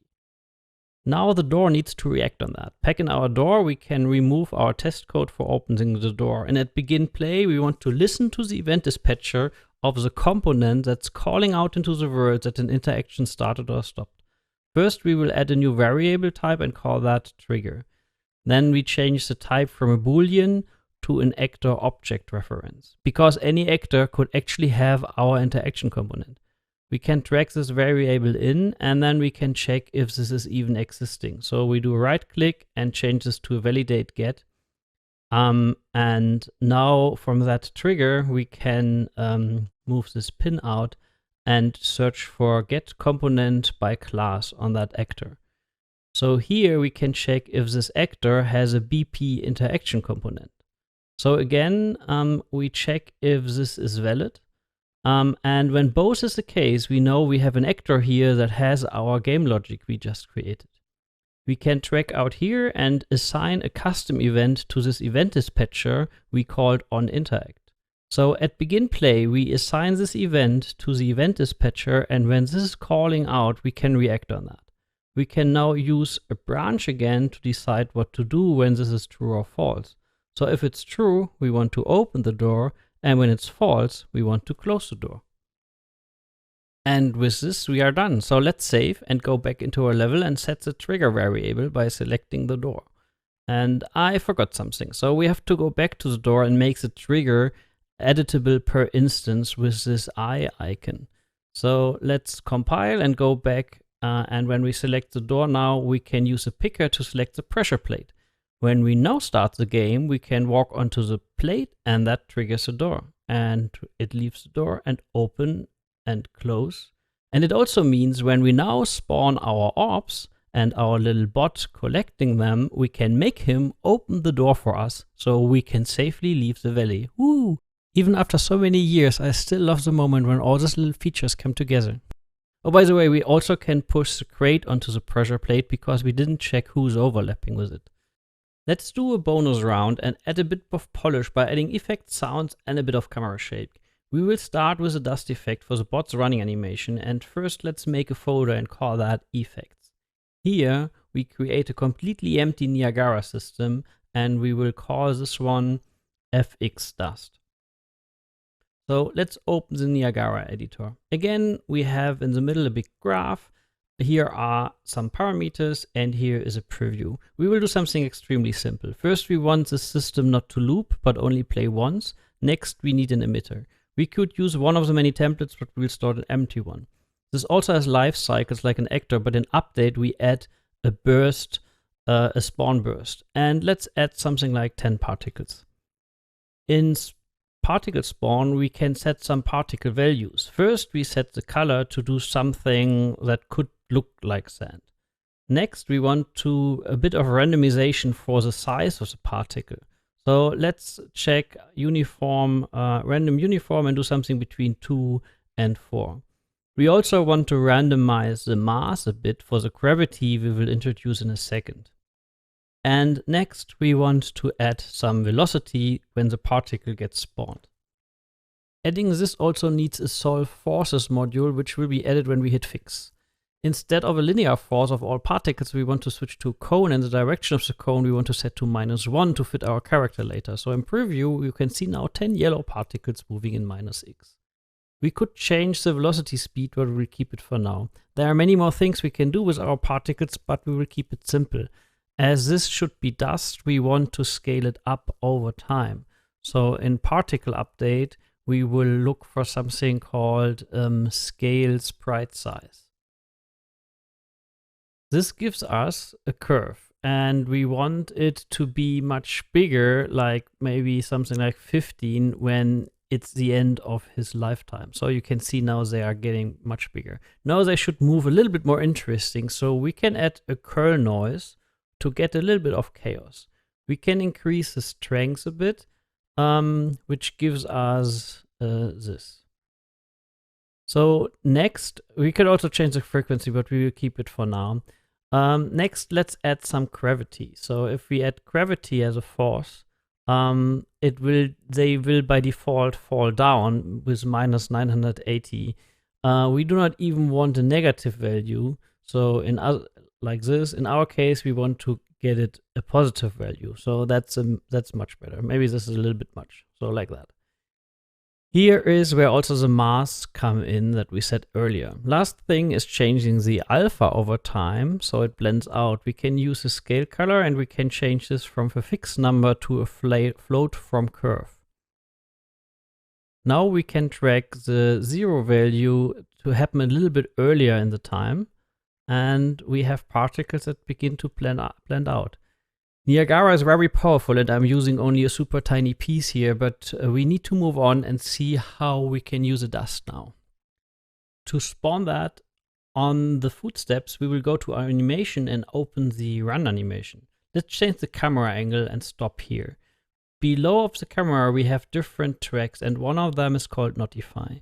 We can scrub to where the right foot is touching the ground, where it's planted, like here, for example. Right-click and add Notify is where we find Play Niagara Particle Effect. When we select this, we can add our dust effect in the details. And when we now moving on the timeline, we can see it gets spawned and played once. But it's spawned at 000 of the character and not where the foot is. We can add a bone or a socket name here, and we will pick foot R for this right foot. Now it gets spawned where the foot bones are. Let's do it for the other leg as well. We will add a Notify. First we will scrap where it is, so here, and then we will do right click and add a Notify. Select the event, and we switch this to foot left. Now we have them spawning at the right location at the right time. When we now go back in our level and hit play, we can see the particles getting spawned when he's running around. So we are leaving a little trail of dust behind us. Audio can help greatly with player feedback and is as important to a game as all other aspects. Let's make some procedural generated footsteps. We will add a new folder and call this audio. For this one, we will use Meta Sounds, which is a plugin you might have to enable under plugins and restart your engine, which I already did here. So we will add a new Meta Sound source asset, which we will find under source, and call this one SFX footstep. When we open this up, you will see a big graph again. We can compare this with a material editor where you can play pre-made sounds, music, mix it, or even generate sounds out of thin air. Which I do here with a white noise. Wow, that was loud. Let's control this noise by adding an envelope. There are several ones, but we want the one that outputs audio. We multiply this result now with our noise, and then we connect this to the output. We also connect the on-done pin to the on-finished, so the sound knows when it's ended. Let's hear how that sounds like. We can hear difference as this sound is now blending in and out. Let's modify the attack timer and the curves and test again. That's close. So we can extend this now by adding a square generator. Here we set the frequency very low and now add this to our noise with an add node. And then we will plug this into the multiply with our envelope, and that's what we got. So we increase the pulse width a little bit and the noise is very loud. So we multiply this with a float like something 0.1 and then plug that in. And this is the result. I'm obviously not a sound expert, but I hope you can get an idea how powerful this is. So it's close enough for me. Back in our run animation, we can add a new notify track. So let's stop this for a second. Now we can do a right click, add notify, and then play sound. When we select this, you will see that our footstep is already selected. That's because I still had it selected in the content drawer. So, and this is how it sounds like. So let's add a second notify with the other feed, place it properly. And this is our animation. When we play in game, we can see and hear the bot running around.